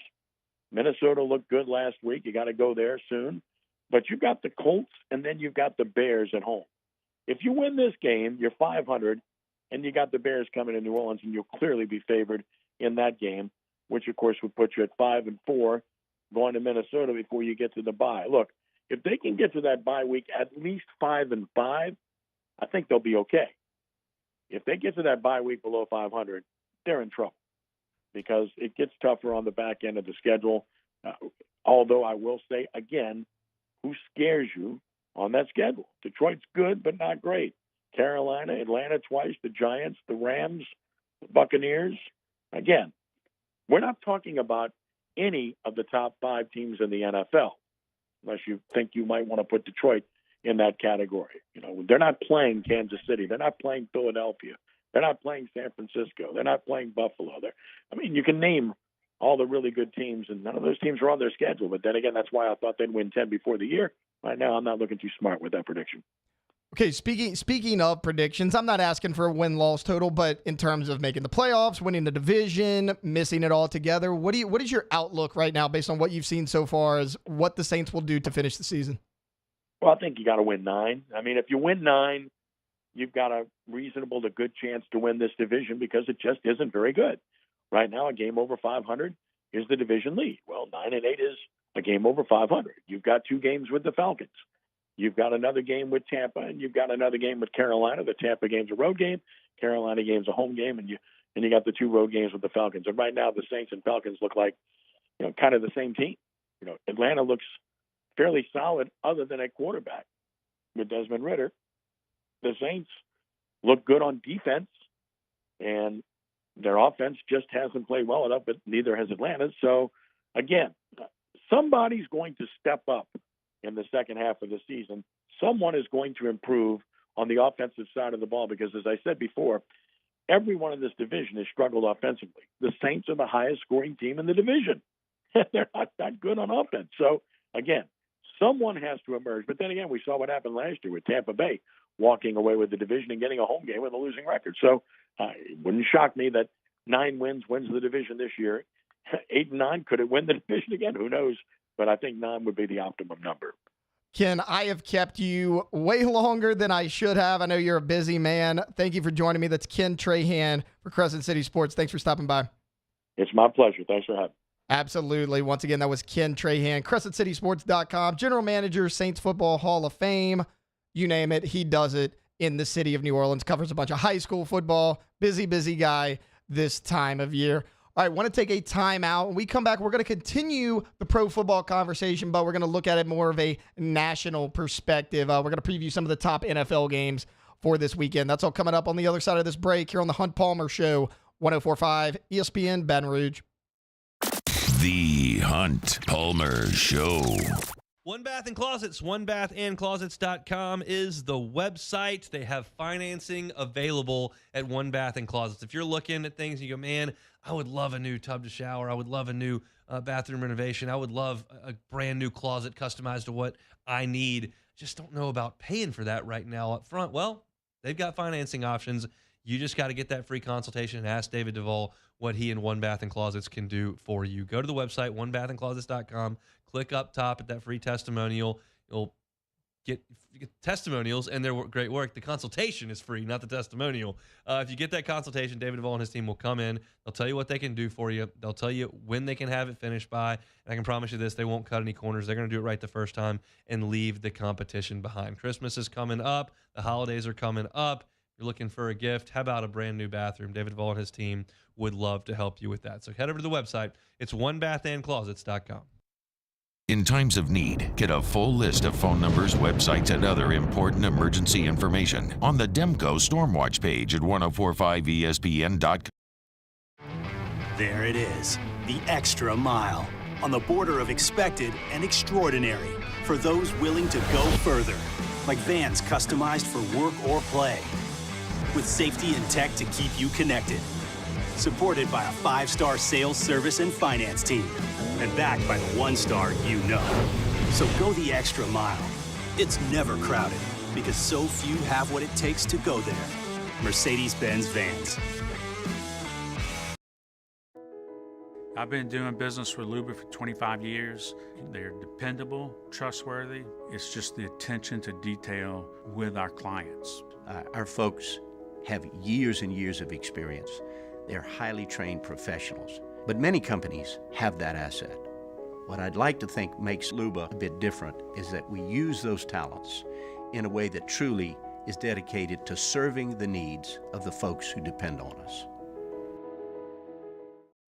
The world's leaders in obesity research, obesity medicine, and obesity science are right here. We're doing something that no one's ever done or trying to answer a question that no one's ever asked before. Pennington is a real jewel when it comes to research.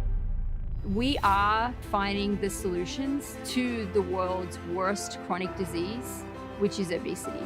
Louisiana needs Pennington Biomedical. When is a taco more than just a taco? When it's Government Taco. Voted best tacos 3 years in a row by 225 Magazine, Government Taco puts the most delicious spin on tacos the capital area has ever seen. With creative combinations like the Magna Carrot, the Filibuster, or the Steak of the Union. Plus perfect tortilla chips paired with the best salsa and queso you've ever had. And happy hour every day from 3 to 6 p.m. and all day on Thursday. Government Taco, 5621 Government Street. Life in Louisiana is a song. A symphony of sound, colors, and movement. Life is here, now. For life's moments, big and small, always there. The right card, the right care. Dylan Cruz here to tell you about Six Rings Baseball and Softball Camp. If you live on the North Shore and play ball, go to Six Rings Camps with former LSU assistant coach Dan Canaveri. His knowledge is second to none, and your child will improve and have fun doing it. Camps were held at Coquille Park and Six Rings Academy in Covington with 4 sessions over the summer. Full day and morning only sessions are available from ages 7 to 13. Go to sixringsbaseball.com or call 985 9 in the prep football season, and we get started Friday night at 6 with Louisiana Prep Preview presented by Brock. Catholic Eye and Scotlandville kick off at 7, and that's immediately followed by Louisiana Prep Scoreboard presented by Lake Urgent Care on YouTube, Your View, and 104.5 ESPN Baton Rouge.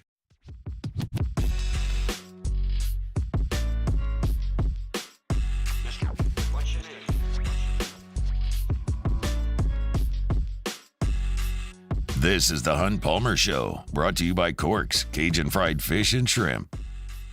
Welcome back in to the Hunt Palmer Show. Got about 40 minutes or so left in this Friday edition, this Football Friday edition. I mentioned when we started the show, even though LSU doesn't play, that does not mean that we are not going to go wall-to-wall football. Hunt Palmer probably kicking himself. He hates talking football for 2 straight hours, but look, we just talked Saints with Ken Trahan. I want to continue the NFL conversation, but I want to kind of go throughout the entire NFL as a whole. I want to look at the top 4 or 5 games, if you will. Now, we're not going to do Saints because we just did it, but the top 4 or 5 games throughout the NFL. And we are going to start with my beloved Dallas Cowboys. I know I'm a Cowboys fan. Boo me. It is totally understandable. So the Cowboys are going to host the Rams. The Rams 3-4, Cowboys 5-2 this year. Now, when you see the record, if you've watched both of these teams play, you might say, hey, the Cowboys are going to steamroll the Rams. Dak Prescott's going to get it back on track, which is something I never thought I would say. And the Cowboys should have a pretty easy win. I'm not so sure about that. Look, where the Rams thrive is in their passing game. I understand that Kyron Williams has been really good for this team, and he's given them stability at that running back spot, but Cooper Kupp is back. You got Puka Nacua. You still have Tutu Atwell, Tyler Higbee, really under the radar, solid tight end.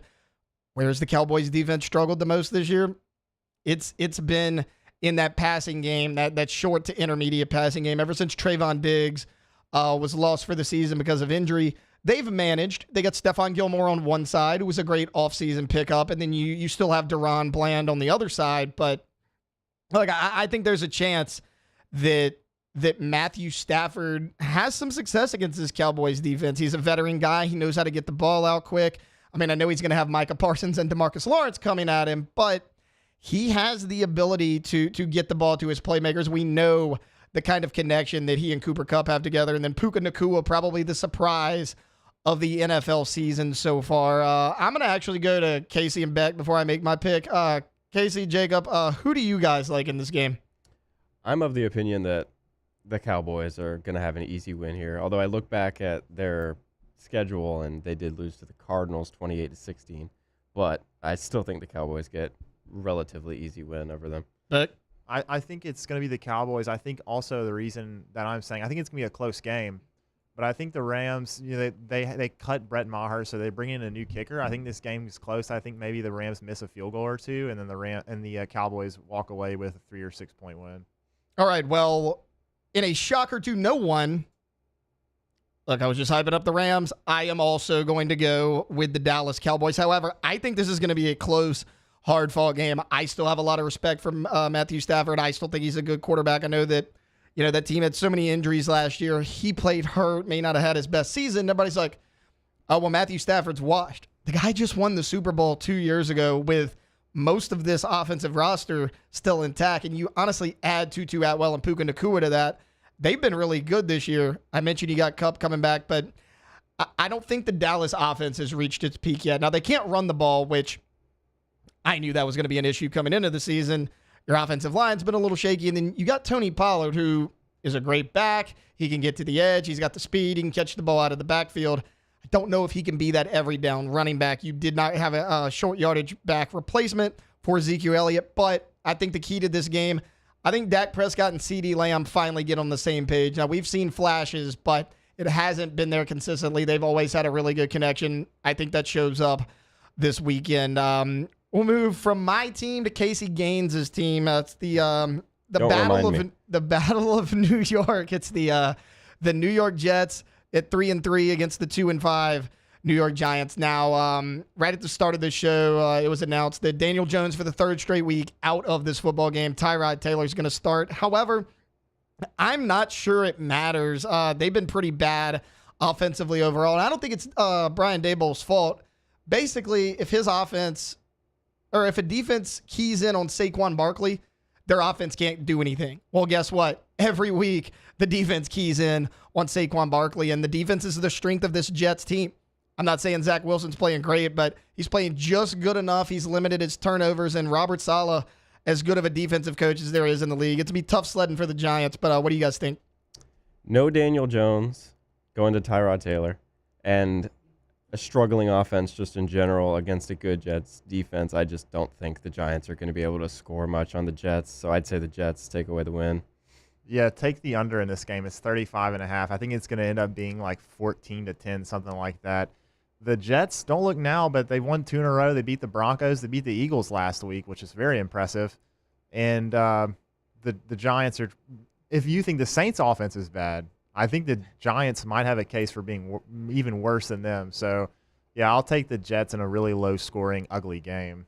Yeah, I'm with you. I'm going New York Jets here as well. Really like what Robert Saleh's done there. I trust the Jets defense to get it done regardless of what happens at quarterback. Can't really say the same thing for the Giants. And as a Cowboys fan, I do hope the Giants get another loss in that column. Moving from a way more competitive game that has a lot more playoff aspirations in it is the 5-2 Jacksonville Jaguars on the road at the Pittsburgh Steelers. Don't look now, Pittsburgh 4-2. Coming into the season, it was, can Joe Burrow repeat? Now, they've been off to a slow start, but they picked it up a little bit. The Ravens are always solid, but that might be the best run organization in the entire NFL. Mike Tomlin has never missed the playoffs as head coach of the Pittsburgh Steelers. Think about how many different quarterbacks he's gone through. Now, he had Big Ben for a while, but towards the end of Roethlisberger's career, he was hurt. He was not available a lot. You bring in Kenny Pickett last year. You get him into one of those wild card spots as a rookie, and Pickett started slow a little bit this year, but he's picked it up. On the other side of things, this Jacksonville offense, I still do not think has reached its peak. They have so many weapons. Calvin Ridley still getting back into the swing of things, but while he's shaking off the rust, Christian Kirk doing exactly what he did last year, which is torch defenses. I was high on Trevor Lawrence coming into the year. You got Travis Etienne in the backfield. Tank Bigsby provides some relief. What do you guys think on this one? This might be my favorite matchup of the weekend. Yeah, this one's very, very tough. I would definitely say Jaguars take the win, even though they are going to be missing Zay Jones. But I don't think that'll signal doom for them this weekend. Yeah, for me, it's really tough to go to Pittsburgh and win. The Jags got a pretty good win over the Saints, if you can even say that's a good win. But the Steelers' defense has played really well, and Kenny Pickett hasn't, like you said, Taylor, Kenny Pickett hasn't played great this entire season, but he's played a little bit better the last few weeks. So I'm going to take the Steelers at home. I mean, Mike Tomlin's going to coach the team very well. He's one of the best coaches in the NFL. So I'll take the really well-coached team at home. I want to take the Steelers really bad in this game. This is one of those games that's a toss-up. I'm not going to feel good about picking either one of these teams because I think it's going to be such a competitive game.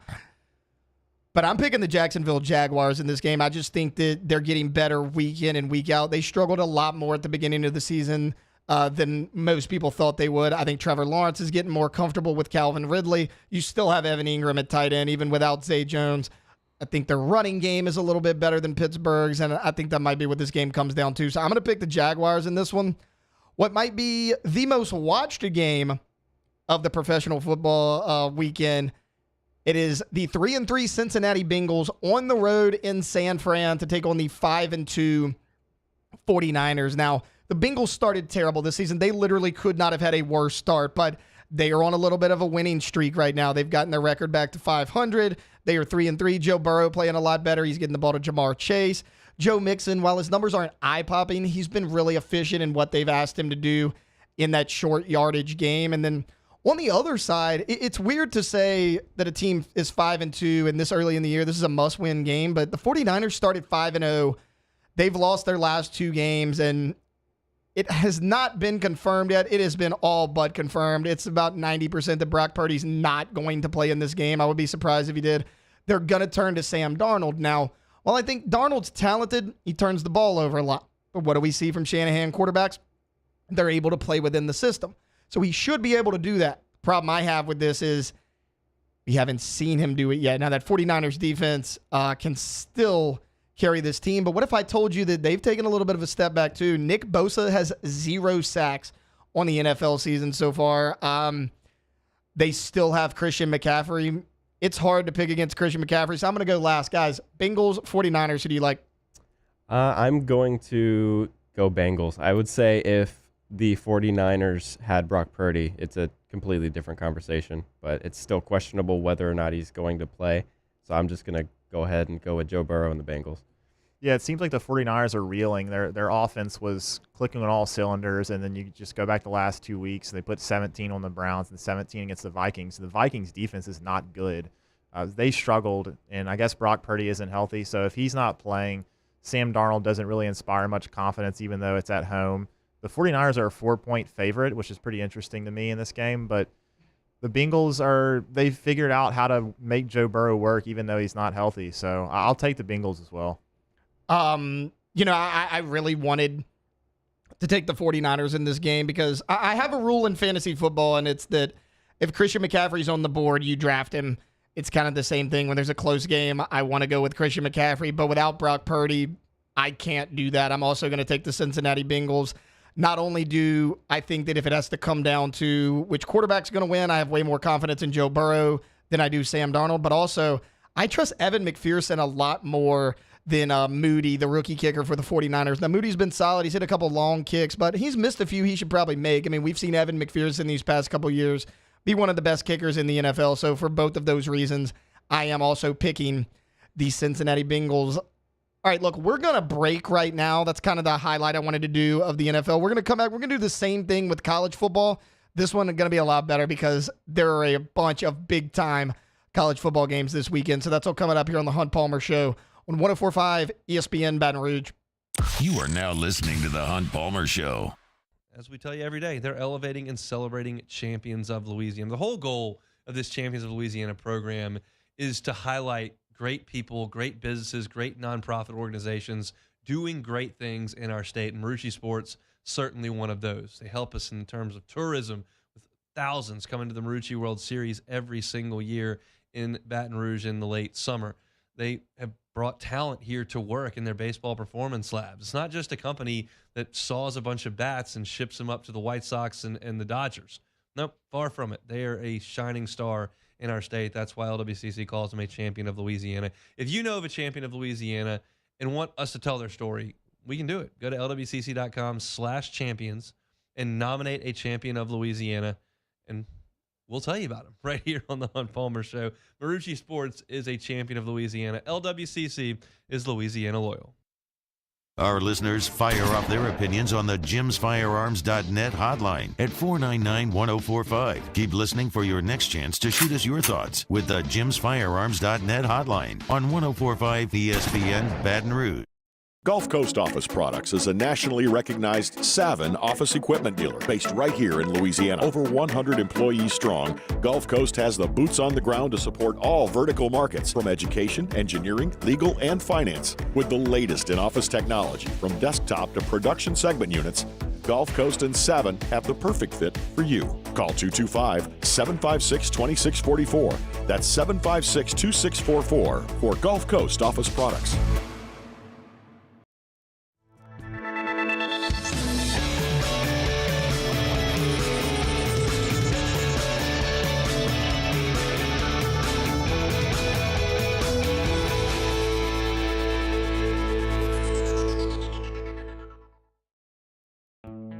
The importance of doing this fortified program and offering it to people down here is, number one, the only real chance you're going to get to do this is when you put on a new roof or build new. And through companies like HUDCO, who's kind of leading the way in this thing, it's going to offer the customers a huge advantage in the insurance market and the price of their insurance. You know, we're not looking to make a fortune off fortifying. We're trying to give you a better product than our competitor at the moment. I'm trying to do something that he can. I'm trying to give you something better. So a lot of these insurance shops, you're getting a re-roof, you're only paying your deductible. Let's sit down and talk about the fortified and let's see what it does to your insurance premium. You're getting a steal. Yeah. You're getting a brand new roof and a fortified certificate for your deductible, essentially. And I think we're rocking and rolling.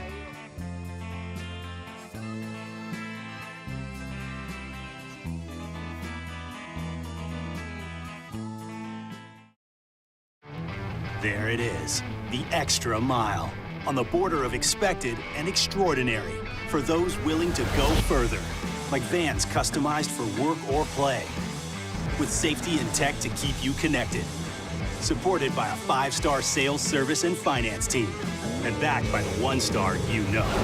So go the extra mile. It's never crowded, because so few have what it takes to go there. Mercedes-Benz Vans.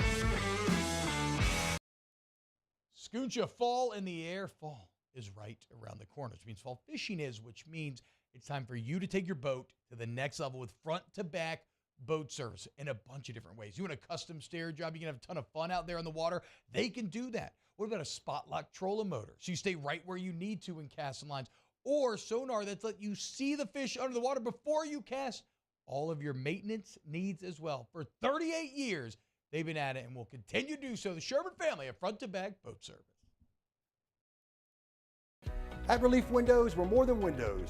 We're windows, doors, hardy plank, and vinyl siding. But our number one product is...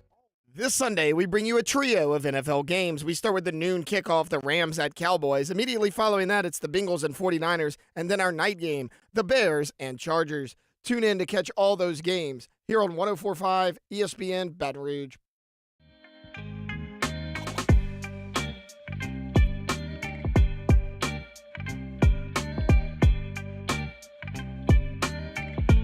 You're listening to The Hunt Palmer Show, brought to you by Corks, Cajun Fried Fish and Shrimp. Welcome back into the Hunt Palmer Show. Just 2 segments left here on a Football Friday edition of the Hunt Palmer Show. Taylor Sharp here filling in for Mr. Palmer. Look, last segment we previewed some of the top games across the NFL. Now I want to look at the college football landscape, see what we have now. If you're an SEC football fan, you know that the SEC slate is not very good this weekend, but I found us some top games across the country, and most of them should be pretty good matchups. We'll start with the obvious one. You have the Florida Gators 5-2 against the undefeated and back-to-back national champion Georgia Bulldogs. It's Florida, Georgia. It's the big rivalry. We all know about it. I've kind of gone back and forth on this, and make no mistake about it, I'm going to pick the Georgia Bulldogs. I don't think we need to delay that any longer than we have to, but I think Florida can make some things happen. What I'm worried about is Florida up front. You know, halfway through the year, we were like, okay, Florida's O-line, their running game, it's pretty good, but then they got bullied by Kentucky. So what Florida's going to show up? Is it the one that played really well against Tennessee? Is it the one that struggled against Kentucky? I don't know.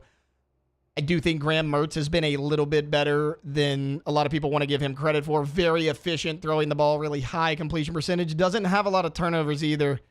However, on the other side of things, I know a lot of people just for whatever reason don't want to get behind the fact that Carson Beck might actually be a good college starting quarterback. I get it. He's replacing Stetson Bennett, who is one of the best players in the history of Georgia football. But Carson Beck can play. He's playing really well so far. He, like Graham Mertz, he's efficient. He knows where to go with the football. The reason I'm picking Georgia, other than they're just more talented top to bottom, is they got that running game to rely on. They got Dejon Edwards. They got Kendall Milton. I understand that Florida has some solid backs as well. I don't think they're on that level. Now, what I'm intrigued about in this game is this is the first real game we've seen Georgia play full game without Brock Bowers. What's going to happen there?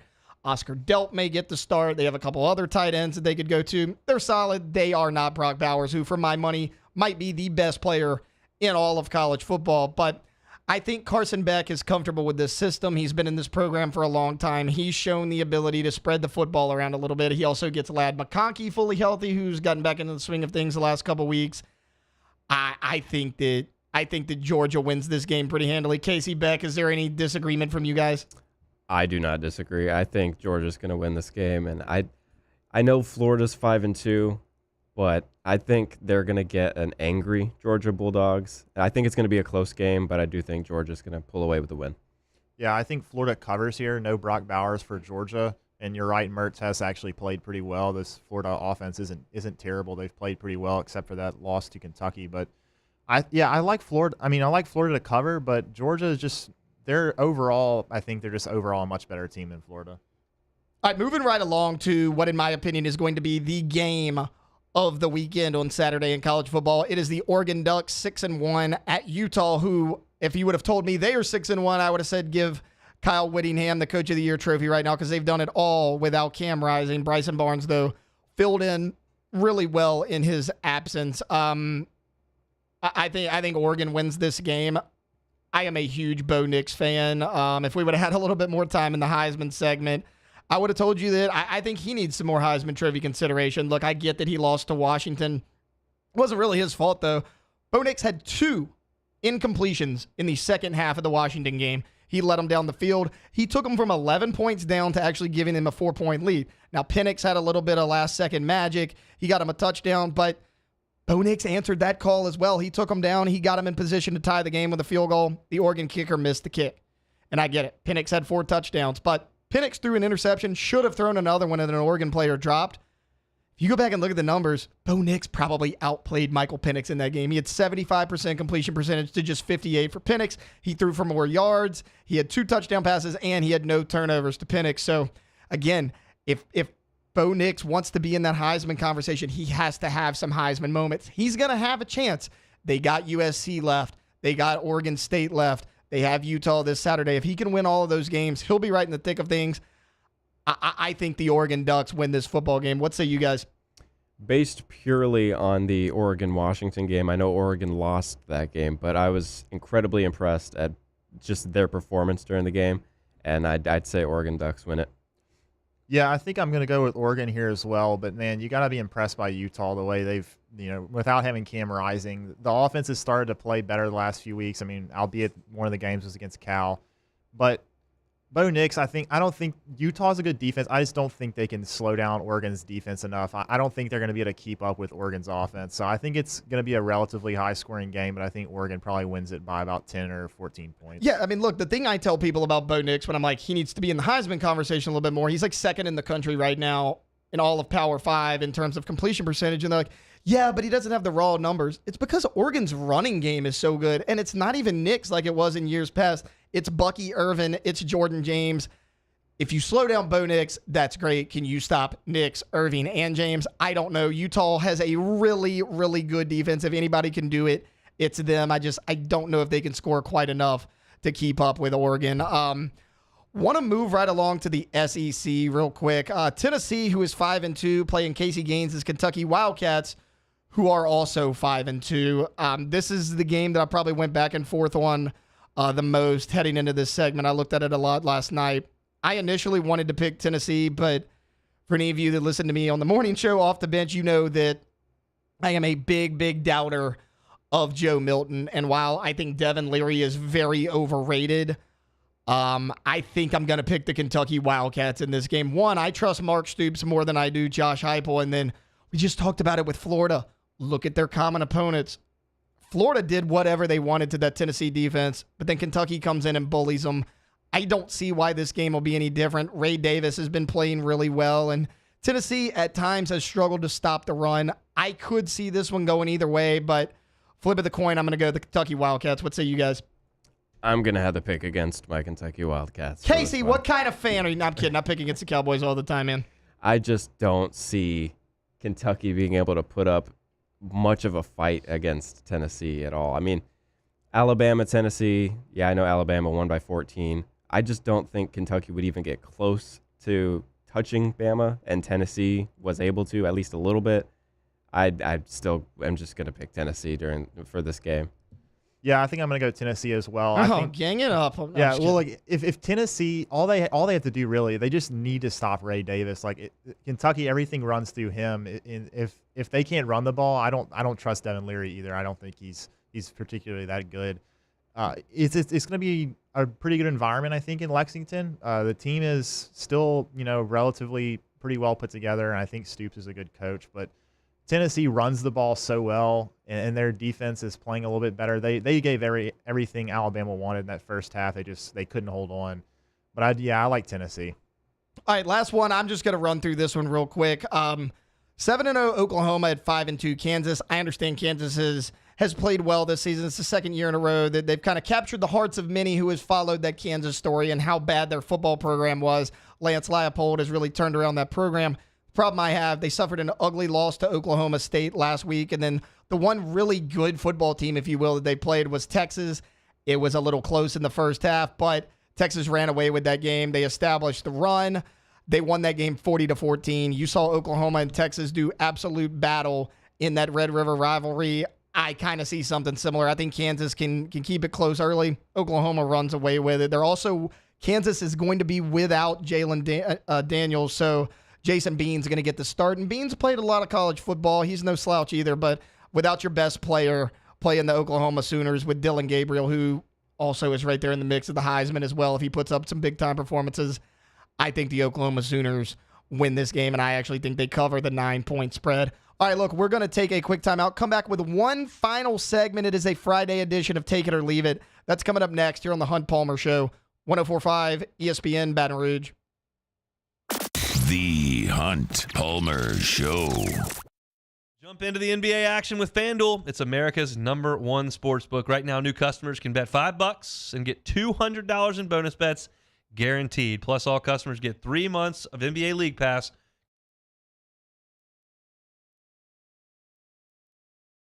In times of need, get a full list of phone numbers, websites, and other important emergency information on the Demco Stormwatch page at 1045ESPN.com. Electricity is all around us, and our families depend on it. Every day is sparked by the power of a cold drink or a warm meal, a movie night, and a comforting light at the end of a dark hallway. From sunrise to sunset, playtime to bedtime, our team is ready to take care of your electrical needs. Even in the case of an after-hours emergency, the light in your life shines brighter with Mr. Electric. There it is, the extra mile, on the border of expected and extraordinary, for those willing to go further, like vans customized for work or play, with safety and tech to keep you connected, supported by a 5-star sales, service, and finance team, and backed by the 1-star you know. So go the extra mile. It's never crowded, because so few have what it takes to go there. Mercedes-Benz Vans.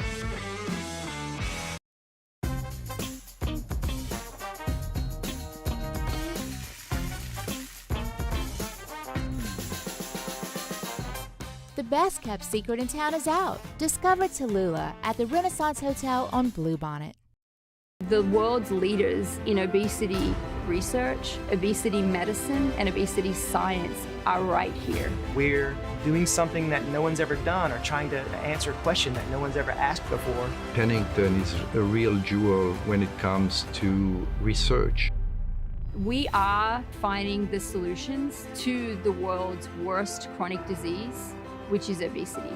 Louisiana needs Pennington Biomedical.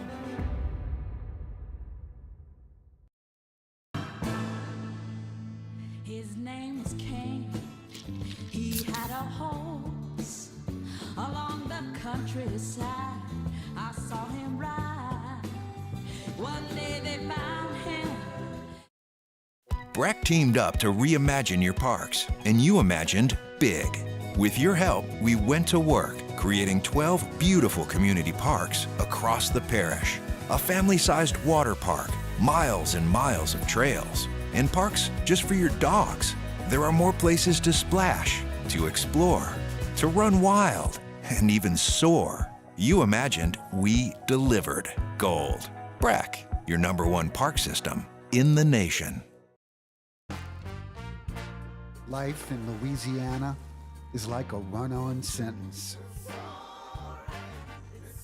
A poem that doesn't rhyme. Life is here, now. For life's moments, big and small, always there. Hey, it's Matt Moscona inviting you to join us for a Football Friday edition of AFR presented by Don Juan Cigar Bar. Phil Steele is here to preview the biggest games of college football weekend and a final pick on Saints Colts. Join us, 104.5 ESPN Baton Rouge.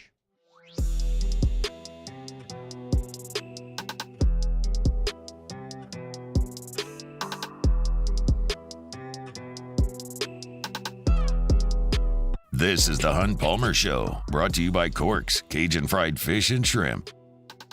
Welcome back into the final segment of the Friday edition of the Hunt Palmer Show. Taylor Sharp filling in for Hunt Palmer on his way to College Station to watch his Aggies play. First off, guys, it's entirely too cold in here. Like, I've toughed it out for 2 hours. I can't do it anymore. But before we do get out of here, we got one more thing to do. And as always, we wrap up the show with a little take it or leave it. All right, first one here. Hockey season. Take it or leave it. I'm going to take it. I'll take it. For those of you who don't know, the Baton Rouge Zydeco kicked off their season last night. I wasn't able to make it out there, but when they were kind of testing the waters a little bit last December, January, I went to 2 out of 3 of the games. It was a lot of fun. I mean, it's one of those things. It's like, it was so much fun that it made me want to learn the rules of hockey, which I'm still in the process of doing. I actually decided the Nashville Predators, they're going to be my adopted hockey team. I go to Nashville quite a bit. It's a great city. They love their Predators, by the way, like even more so than the Tennessee Titans, which isn't hard to do. But yeah, I'm taking hockey season. All right, moving on here. Halloween. Take it or leave it. Take it. I love Halloween. I think Halloween gets lost a little bit because then you got Thanksgiving, then you got Christmas. So it kind of goes from small to big. I love Halloween. I am a big scary movie person. My uncle's actually having his annual family Halloween party this Sunday night. Me and the wife are getting ready to get the costume together. I'm not going to tell you what I am because I think my dad and brother might be listening, and I don't want the leg up. I've won the costume contest last 3 years. Subtle brag on my part, but you know, if we pull this off, it's going to look really good. I'll mention it a little bit more on Monday, but yeah, take it. You know, I love the scary movies. October's my favorite month weather-wise. I love Halloween costumes. I love all of it, so I'm going to take it. All right, next one here. Browns made a mistake with the Deshaun Watson contract. He has not played in the last 3 or 4 weeks. Take it or leave it. Yeah, I'm going to take it. I mean, I don't know if you're going to find somebody out there that would leave this. So by now, all of you know that a couple years ago, they signed Deshaun Watson to a $230 million fully guaranteed contract. Look, whatever he did off the field, I get. But strictly on the field, yeah, this was a bad move as well. This is a guy that hadn't really played in about a year and a half. They're going to give all this guaranteed money to. They ship out Baker Mayfield. They ship out J.C. Treader. They ship out Jarvis Landry. Whatever your opinions are of Baker Mayfield, he took that team to the playoffs. He was a pretty good fit. He was a good leader in the locker room. You bring in a controversial guy like this, and look, now he's only played 9 full games in 2 seasons as a starting quarterback for the Browns. I get that he was suspended for the first one, but he hasn't gotten any better. May have actually gotten worse. In those 9 games as the starting quarterback, he has 11 touchdowns and 8 interceptions, also completing under 60% of his passes. I don't see where it's getting better. This is a lesson to all those teams. Never give out a fully guaranteed contract. I think they made a big mistake. That's it. All right, that'll do it for Take It or Leave It. Really good show today. We had a lot of fun. Started things off recapping the Thursday night football matchup between the Buffalo Bills and the Tampa Bay Buccaneers. First really good Thursday night game of the year, if you ask me. No offense to the Jaguars and Saints the other day, but almost fell asleep watching that one. Then we had Preston Guy on. We talked a little bit of LSU football, what he kind of thought the Tigers were going to do against the Crimson Tide. And then we laughed at Texas A&M a little bit because LSU stole a 5-star offensive tackle from them earlier today. But a lot of fun there. And then kicking off the 2 o'clock hour, we were joined by Ken Trahan to talk some New Orleans Saints. And then after that, we broke down the top NFL games and the top games across all of college football. Hunt Palmer will be back on Monday. Like I said, he's headed to College Station to watch his Texas A&M Aggies play. Depending on what mood he's in, if he's in a good mood, his Aggies won. If he's in a bad mood, well, Jimbo was Jimbo and lost to the Gamecocks. We'll see what happens there. Great job by Casey Gaines and Jacob Beck. Thank you guys for pitching in. Great insight on the NFL and college games. I know y'all ganged up on me a little bit in the Tennessee-Kentucky matchup, but all is forgiven. It was a lot of fun. Want to thank Hunt Palmer for giving me this opportunity. I hope to do it again here real soon. So again, that's going to do it for the Hunt Palmer Show. You want to catch any of those segments I just mentioned, you can go back and watch the full show. And then if time permitting, Jacob Beck does pull some of those. He does a great job with Hunt on Saints and Hunt on LSU. Subscribe to both of those for all of his Saints and LSU content. That'll do it for this episode of the Hunt Palmer Show.